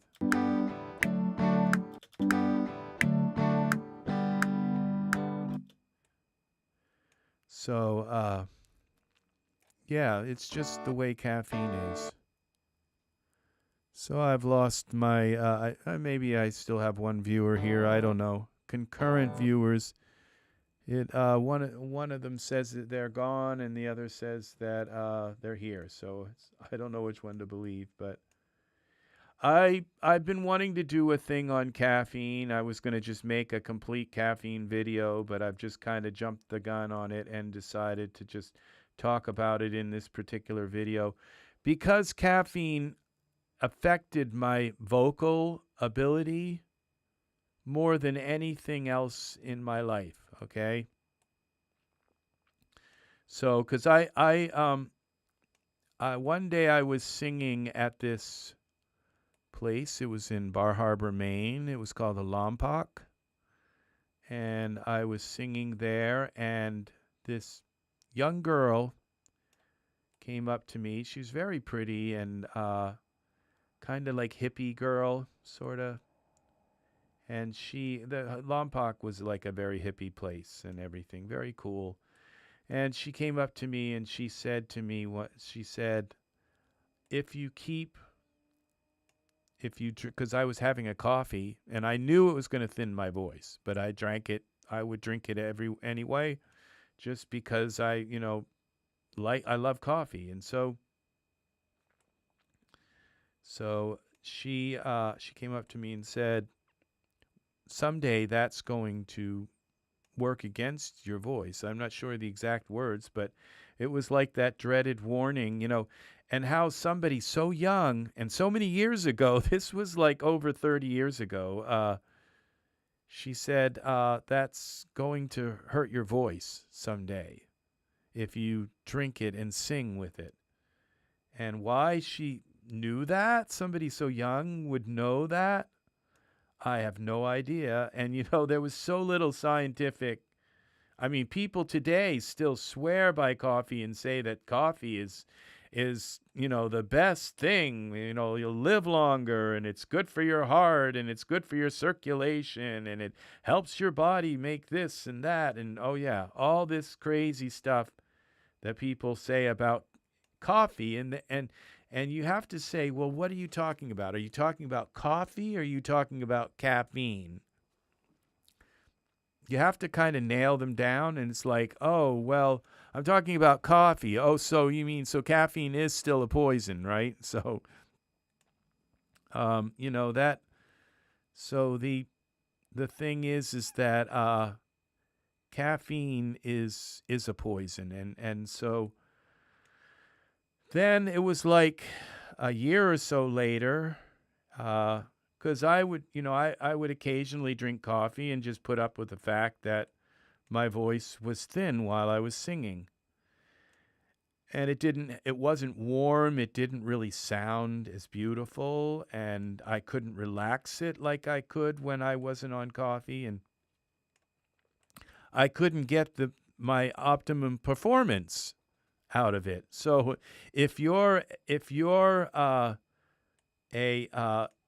weightlifter and you're drinking coffee, you're not getting your optimal performance. I will tell you right now. You are not getting your optimal performance. You may think you are, but you're not. Okay? What you get your optimal performance when you get good sleep and you don't drink coffee. So that's when you get your optimal performance. So this is where I wasn't sure where the end of the song was, so I kept trying to end it before it was ready to end. So, so time went by and I started getting this pain in my throat. It was right here, like on each side in the back of my throat, right in there.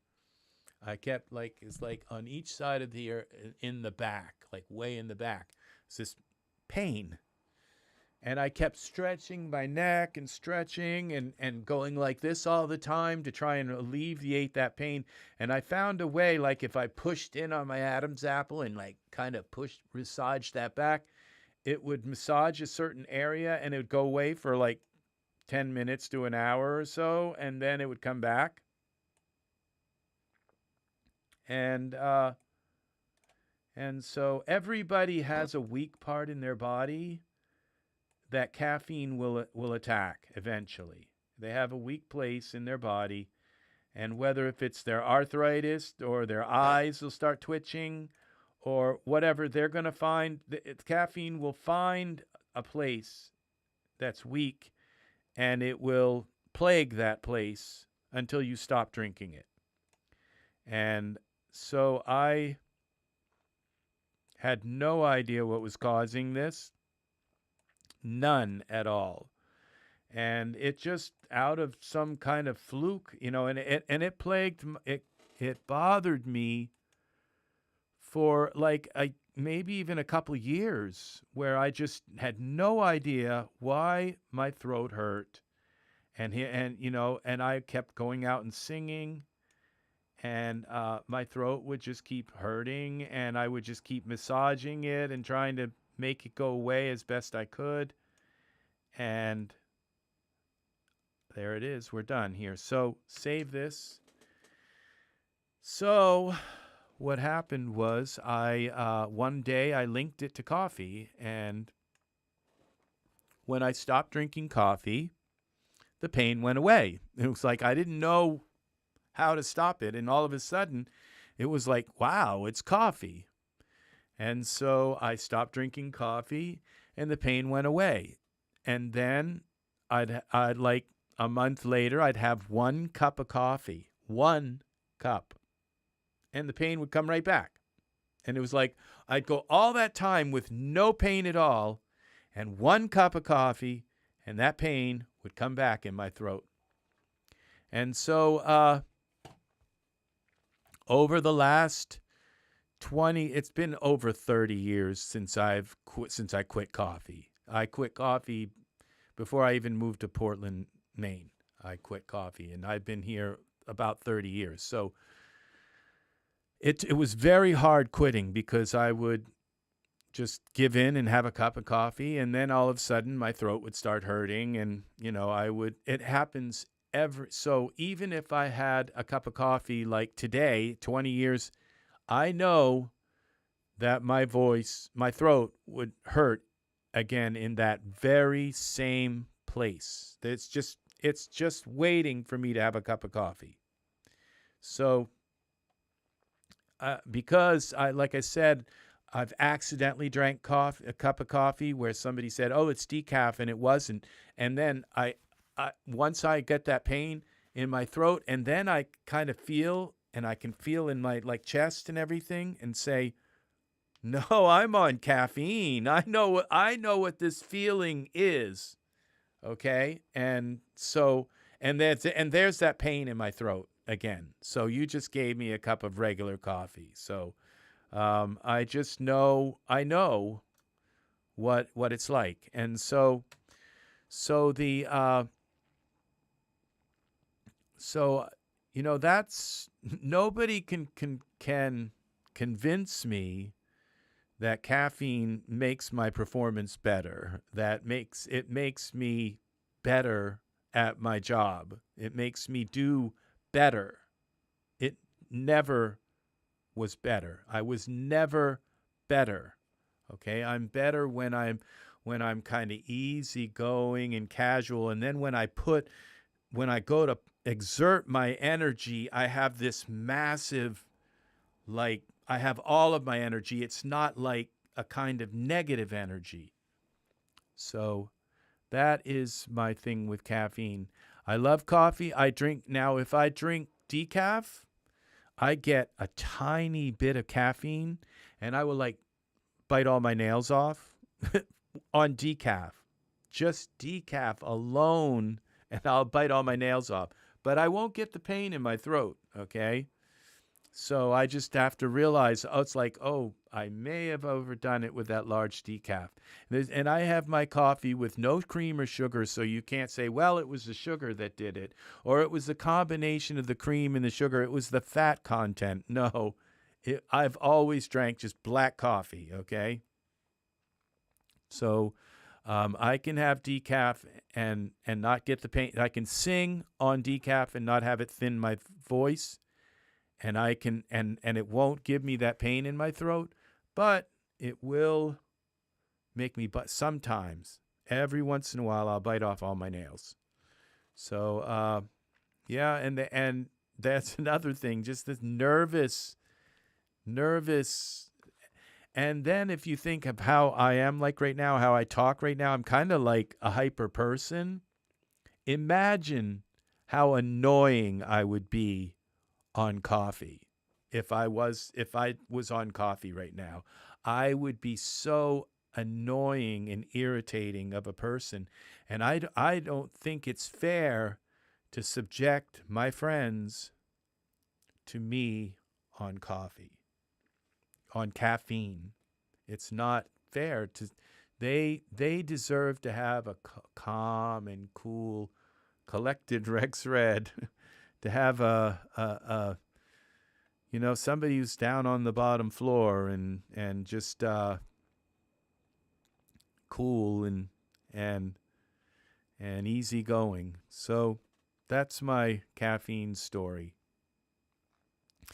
And so I'm going to tell anybody who's a singer, who's a professional singer, who sings a lot and who's starting to get that big fat thick neck. Like, it doesn't look like I do that here, but I have this massive neck, all right? And from singing. And when you go into a doctor's office and the doctor goes to feel your glands and says, "Oh, you're a singer," that's what they do to me. It's like they just, "Oh, you're a singer," and because I am, and that's what I do. That's my number one thing. I think it's even more of a thing than I'm a writer. And it's like, yeah, I write. I've written hundreds and hundreds of songs, but my singing, I was a singer long before I was a writer. I was a singer when I was a young child. I was a singer. I've been always a singer. And so that's what I am. That's my life's profession, is as a singer. So so I'm going to give you that same thing. If you drink coffee and you're a singer, it's going to go, or tea, anything with caffeine. I don't know about sugar. I don't think sugar, I'm not going to tell you sugar's good for you or anything, but it doesn't do to you what caffeine does. All right. Sugar's a poison as well. So as long as you have a good diet, I think it can, and that it can combat as long as you're not eating a lot of sugar, with not much nutrition in sugar, and that can make your skin. Alcohol destroys your skin, destroys your voice. These kinds of things, they're poisons that are within our foods. So alcohol can also destroy your voice. So coffee can destroy your voice. And tea can destroy your voice.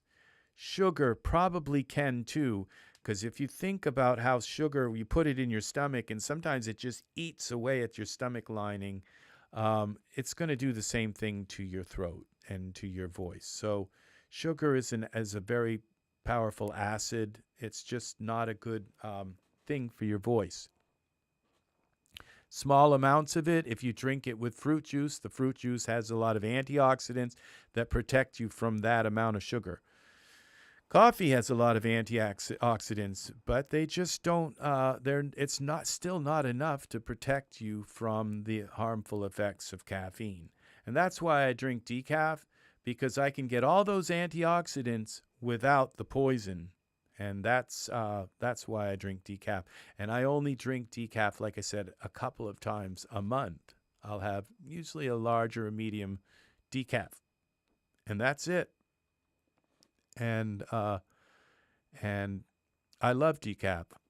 I love coffee, but I can't drink it. So I can't drink it as a singer. And that's the thing, is that this all started out with, when you're a singer, you have a different lifestyle. You have to be different than your band members. Your voice is in your throat. It's not like on your fingertips. It's not your instrument is in your body. It's not a guitar where you can, if you drop it, you can go get another one and break it. But when you're a singer, you can't drop and break your voice, because if you drop and break it, you don't get another one. And that's the thing. So that's how this works. Okay, so we're going to go File, Save As. We're going to save this as 4. So now I'm able to take pieces out of this.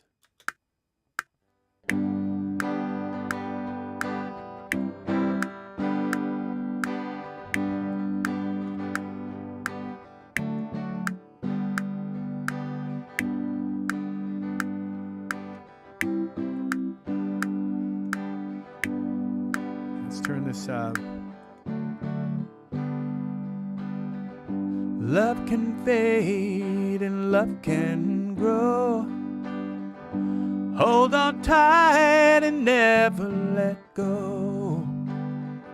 Look into your heart and soon you'll find love can bring you peace of mind.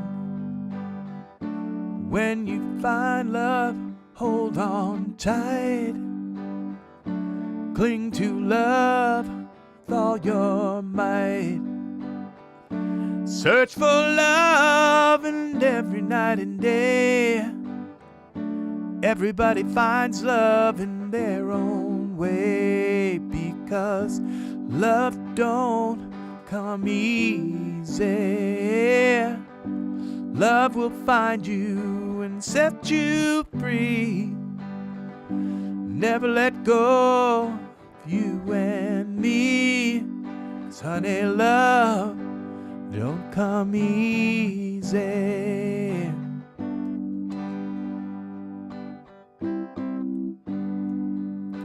So now I have to record the vocals. I have to put some drums in here.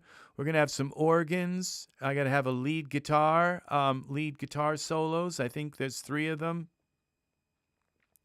Maybe a piano in here. I've got the electric piano. I'm not sure what else we're going to put in here. I just don't know. It's got to have a bass. Let's see. Oh, I'm going to play a real bass in this. I got a really nice bass guitar. Let's go get that out. And so this is a real bass. And I love this thing. This is my bass. My bass guitar. Look at that little beauty. And this bass guitar, it cost me about $100. And look at how nice that is. And it's got 4 pickups. Well, it's 3 pickups, but this one is like a double pickup at the bottom here. It's like a double pickup.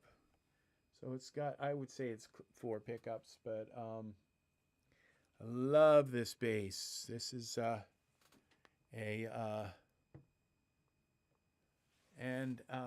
there's no name on it, on the bass, but I think there's just no name at all on it.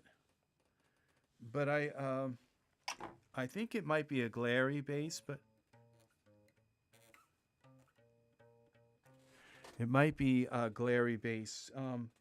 All I know is I love this bass. And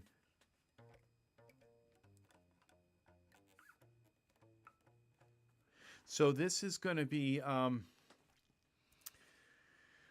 okay on the bass guitar because the bass is like a melodic instrument, and because it's a bass it's like do do do do do do do doom boom boom doom boom doom boom boom boom dum. So and that goes along with my singing mind, so my fingers kind of just do that. Now when it comes to playing the guitar and doing like mixing rhythm and leads together and all these different riffs and all that, I'm a pretty good lead guitar player, and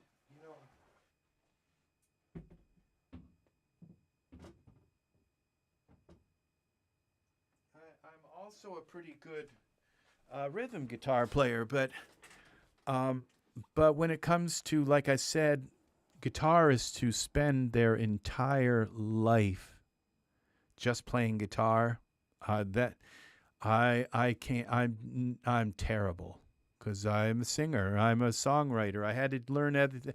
I had to learn how to record. I had to learn how to build computers. I had to learn all kinds of other stuff. I had to learn how to use Photoshop and learn how to use Premiere, and I had to learn all these other things.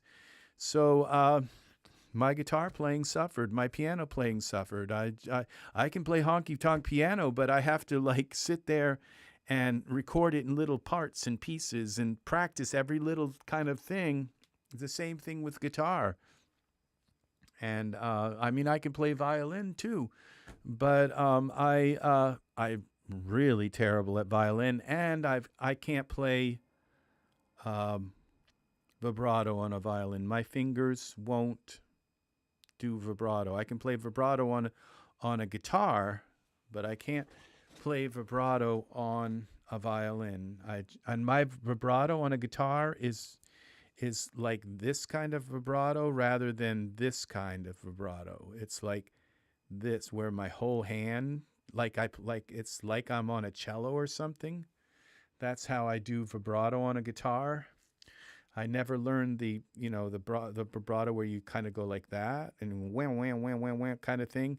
It's more like this, where I tremble my whole hand kind of like this on the guitar. So it's weird stuff like that. I just but I cannot do a vibrato at all on a violin. My finger won't do that movement at all. That fast. It just won't move in that way. I've never been able to do it. So just certain things, that little holes in my musical ability, because I had to learn all kinds of other stuff.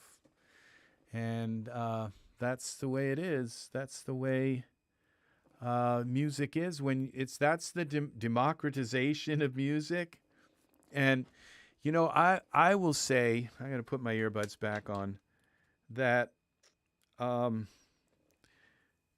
when you have to do everything, when you have to make your own music, when you have to make your own, you have to play your own guitar parts. You have to play your own organ parts. You have to play the piano parts.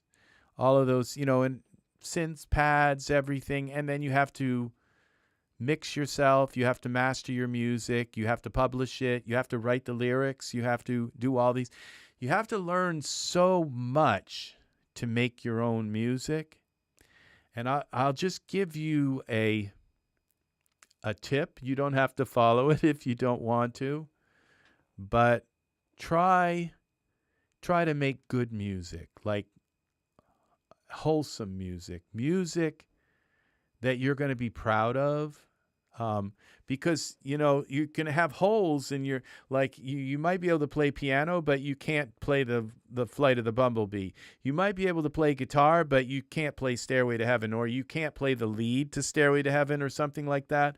You might be able to do a lot of things, and the same goes for your personality, is that you may be a fairly nice, fun guy and everything, but when you make music, it's dark and it's kind of disgusting or vulgar, or don't leave that part of your personality without fixing it and saying, let's make good music. Make music that your mom would like, your family might like, because when I was young, my music was more risque, and I would write some dark stuff and some egotistical stuff that seemed egotistical.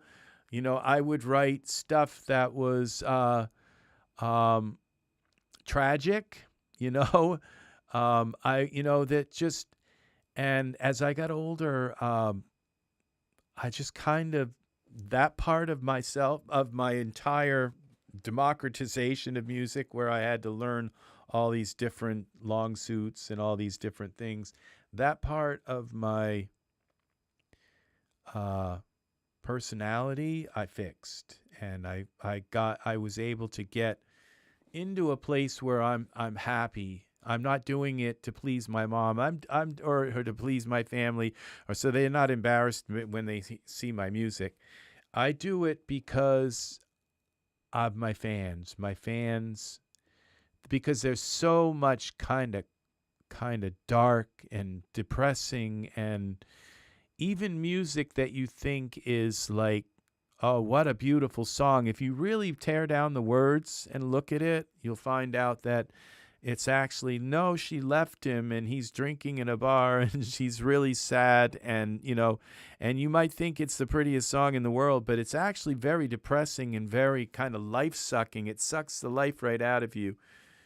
And, there are so few songs out there that really make you. So, focus on your main talent, which might be your voice or might be your guitar. But when it comes to your personality and the music that you make, it will evolve. When you're younger, you're probably going to think, oh, I got to do something to get people's attention, okay? And so you don't have to be Marilyn Manson or something. You don't have to be so dark and so demented to get people's attention. You can get their attention by getting into their heart and giving them something really beautiful, okay? And that, I had to evolve with that. It's not like when I was young, I was like, I dressed in black and, everything was dark and, kind of like Murder on the Dance Floor kind of thing. I'm just kind of just flipping stuff that's like stream of consciousness or whatever. But, it wasn't, I wasn't like that. I still had some pretty songs and everything, but they were a little bit sad and they were a little bit unhappy. And over time, I just learned to hone in on that skill and say, and get my mind into a place where I could talk about love and and being happy and enjoying the people in my life, enjoying the person that might be in my life, the enjoying my life, enjoying and being happy, pleased with things and being having peace and bliss and those kinds of things. And I think music like that is going to help the world. So, of all the things that you have to work on, okay, you have to work on, making business cards, and you have to work on making videos, and but you also have to work on yourself and your inner. So how to make the blues, it comes back into the blues. And love don't come easy. You have to work on it. You have to go into yourself, and you have to work on it. Love can fade and love can grow, and hold on tight and never let go. You see what this is doing? Look into your heart, and soon you'll find love can bring you peace of mind. And this is like every song that I write now, okay? It's like every other word is love. And that's the only song that you can repeat, word that you can read. If you look in this song, there's only a few words like don't is used about 6 times, but there other than that, words like the and all maybe none of these other words. Because is replaced. These are all repeated because they're the chorus. So that's why they're recorded. The why don't comes in because don't is part of the a chorus. Okay, because honey, love don't come easy. That's why it's in there so many times. But it's part of the title. But other than that, you will find that most of that there are like no repeated words other than love, and love is repeated. It's like, look at the amount of times. Love 1, 2, 3, 4, 5, 6, 7. Let's see, 8, 9, 10. What? 9, 10, 11, 12. 13, 14, 15, 16, 17, 18, 19, 20. 20 times that I use the word love in this song. And you don't even notice it. It's just like that. And, the only thing is I try not to use it more than that. But because there were times when I could have used it. Dreams are you want to be, just don't wait. Just you wait. Don't be late. Love will find you. Don't hesitate. Don't gotta love.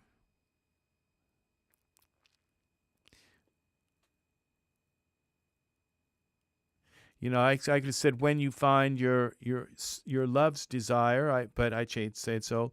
Love will set your heart on fire. Keep the fire burning. Oh, so true. Make love last your whole life through. Love is forever and love is bliss. When you find yourself alone, love will show you the way back home. So, it's just you can leave that part of yourself evolved to where you just keep going on with life, and everything just stays dark, and it doesn't, and kind of angry, or you can fix it and start making music that's happy. And I'm happy in my life with how my music has evolved. And now I have like a few hundred love songs that I've written, and it seems like that sometimes I use some of the same rhymes a lot, but they're always in a different style, in a different form, sung in a different key and done differently. You just present them in a different way, and it's still, and you try to find as many like this in this song here. I don't think I've ever used the word hesitate in a song before. Hesitate. I've used love don't come late, or it's never too late, or it's never late kind of thing. But I've never used the word hesitate. I try to find some words that I don't use peace a lot in my songs. The word peace can bring you peace of mind, but there it is. And then let's see. I use every day and any way a lot, and everything. I use the word everything a lot, and I use use bliss a lot and kiss because hardly nothing rhymes with bliss except this and kiss, and there's a few other things that you wouldn't put in a love song. Try to just put at least a few words in the song that you don't rhyme very often. And I use desire and fire a lot. And keep the fire burning, oh so true is kind of like I've never written it quite that way. So you just try to... it's really hard when you've used all the love words, passion, and you've used words like dreams, and you've words like you're a star, and like shooting star. You've used all the different love terminology. Then you have to start evolving and taking love into a deeper place, into a more refined place, and this is where the blues is a really kind of, this song is going to have a lot of like little fills, down, down, down, down, down, kind of down, down, down, down, down, down, little fills in between everything I sing. It's going to have organs. It's going to have lots of stuff coming in to try and bring to accentuate the blues that are here. It might have some brass come in the chorus. So we'll see. And I don't want to fill it so much that it doesn't have enough silence. So love can fade and love can grow. So, in that part, it's got to be really fade and love can grow. Hold on tight and never let go. Look into your heart and look into your heart, and soon you will find. So I'm still not sure exactly how, but I know they all fit into these lines. I had to do that part already. So this song, I'd already had some parts done, like I'd already figured out this chord part. But basically, if you want, just take and kind of follow these chords, because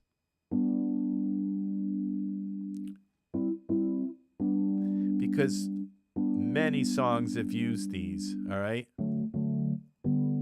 So, and that's the blues right there. This is, and it's one form of the blues, okay? Da-dum. And so when you get then to this part, I said, well, I don't want it to be all that, so I said, what about this? And then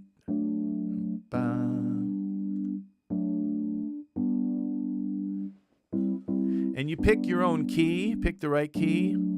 This is in G, I think it is. So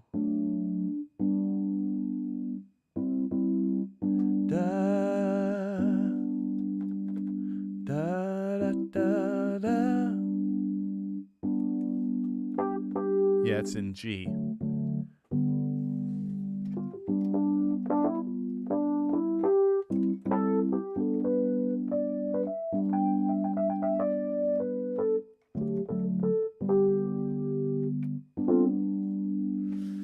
So,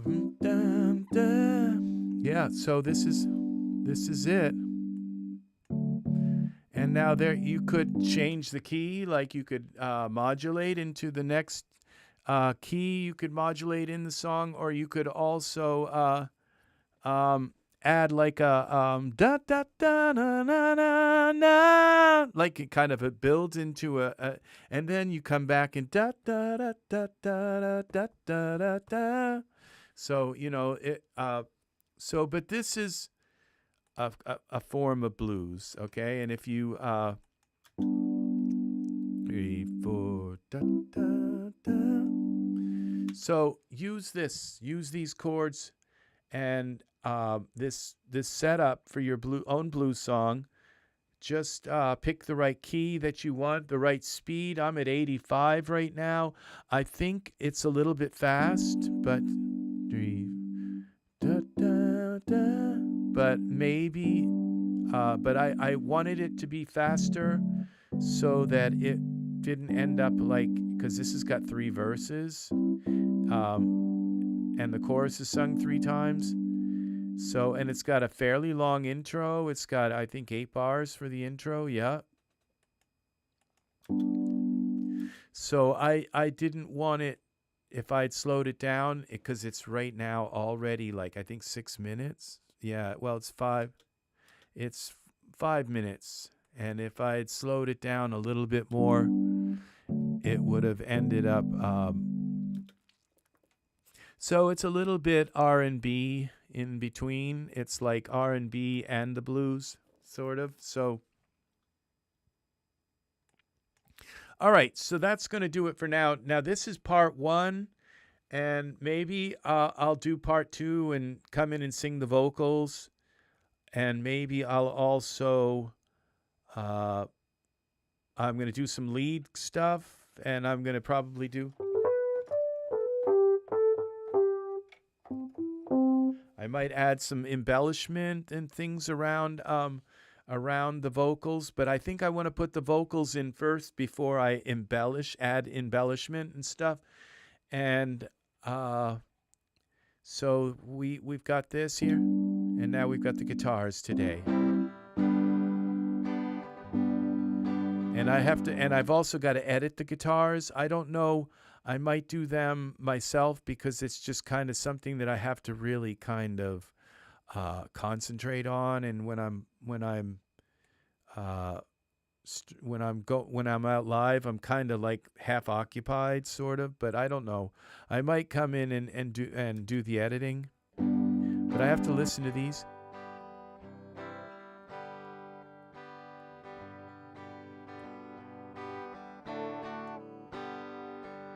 So I can just chop these and put them in.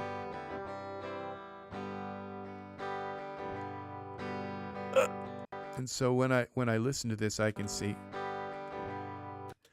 I can tell that that's late right there.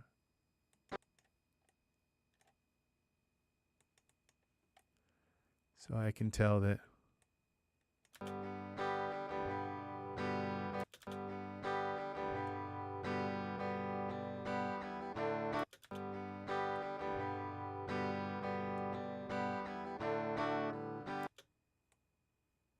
See, sometimes if these are off even just a tiny bit,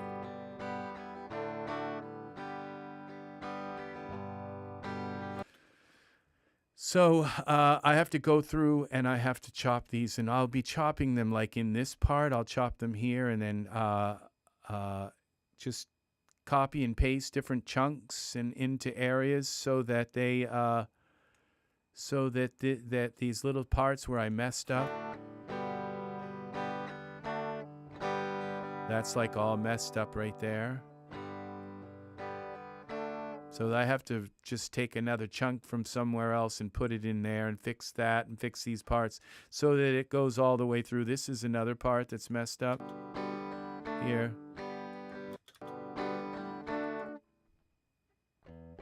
I just stopped playing. It's like, I don't know what I'm playing.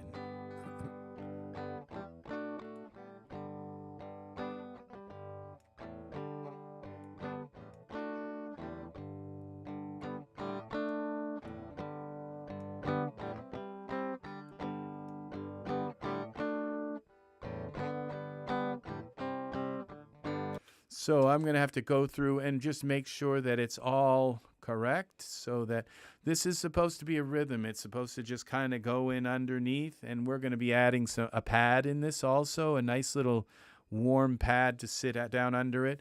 It's going to have massive drums. So I have no idea where I'm going to get the drums from. I might get them from splice.com.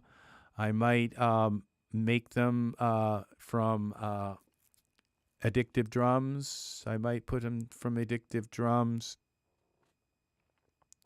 I might use Dimension Pro for the drums. I might use Contact Drums. So we'll see. I've got to get them in. I'm leaning towards a splice, but the thing is with splice, I may not find the right fills and things like that. So we'll see. All right, very good. Please like, subscribe, click the bell for notifications. If you click the bell for notifications, you will possibly get notified when I make the next video on this song, so you can follow along and see how this song evolves into a complete song, into a blues song.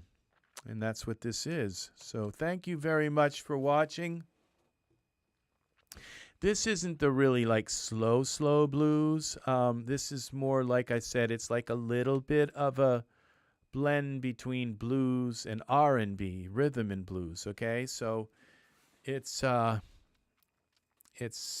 in between there, so somewhere in between, because it is blues still.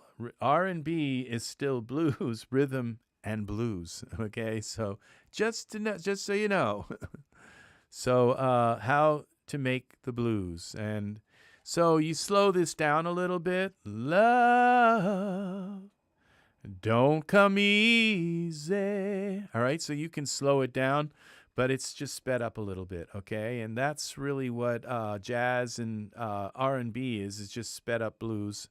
And that's what rock and roll kind of is too, is sped up blues. So thank you for watching. Take care. We're going to have Angus. Hope you have enjoyed this. Thank you for being here, Angus, and sticking with me through this whole video. I will see you in the next video. This is RexRed saying so long for now. And Sigmund and the gang, they're in the other room right now watching the Animal Channel. So take care. I will see you again in the next video. And yes, it's been good to see you. Please leave comments if you have any questions. If you like the song, or if you don't like it or whatever, just leave a comment and say if there's something that I've said that, I like to learn too. If there's things I can learn, if you can pass on your wisdom, that's what the comments are for. All right. Take care. Angus, have a lovely, lovely evening, and I will see you again soon. All righty. Bye-bye for now. All right. Have a wonderful, wonderful rest of your evening or day, whatever is going on. All right. Thank you. If you made it to the end, thank you for watching.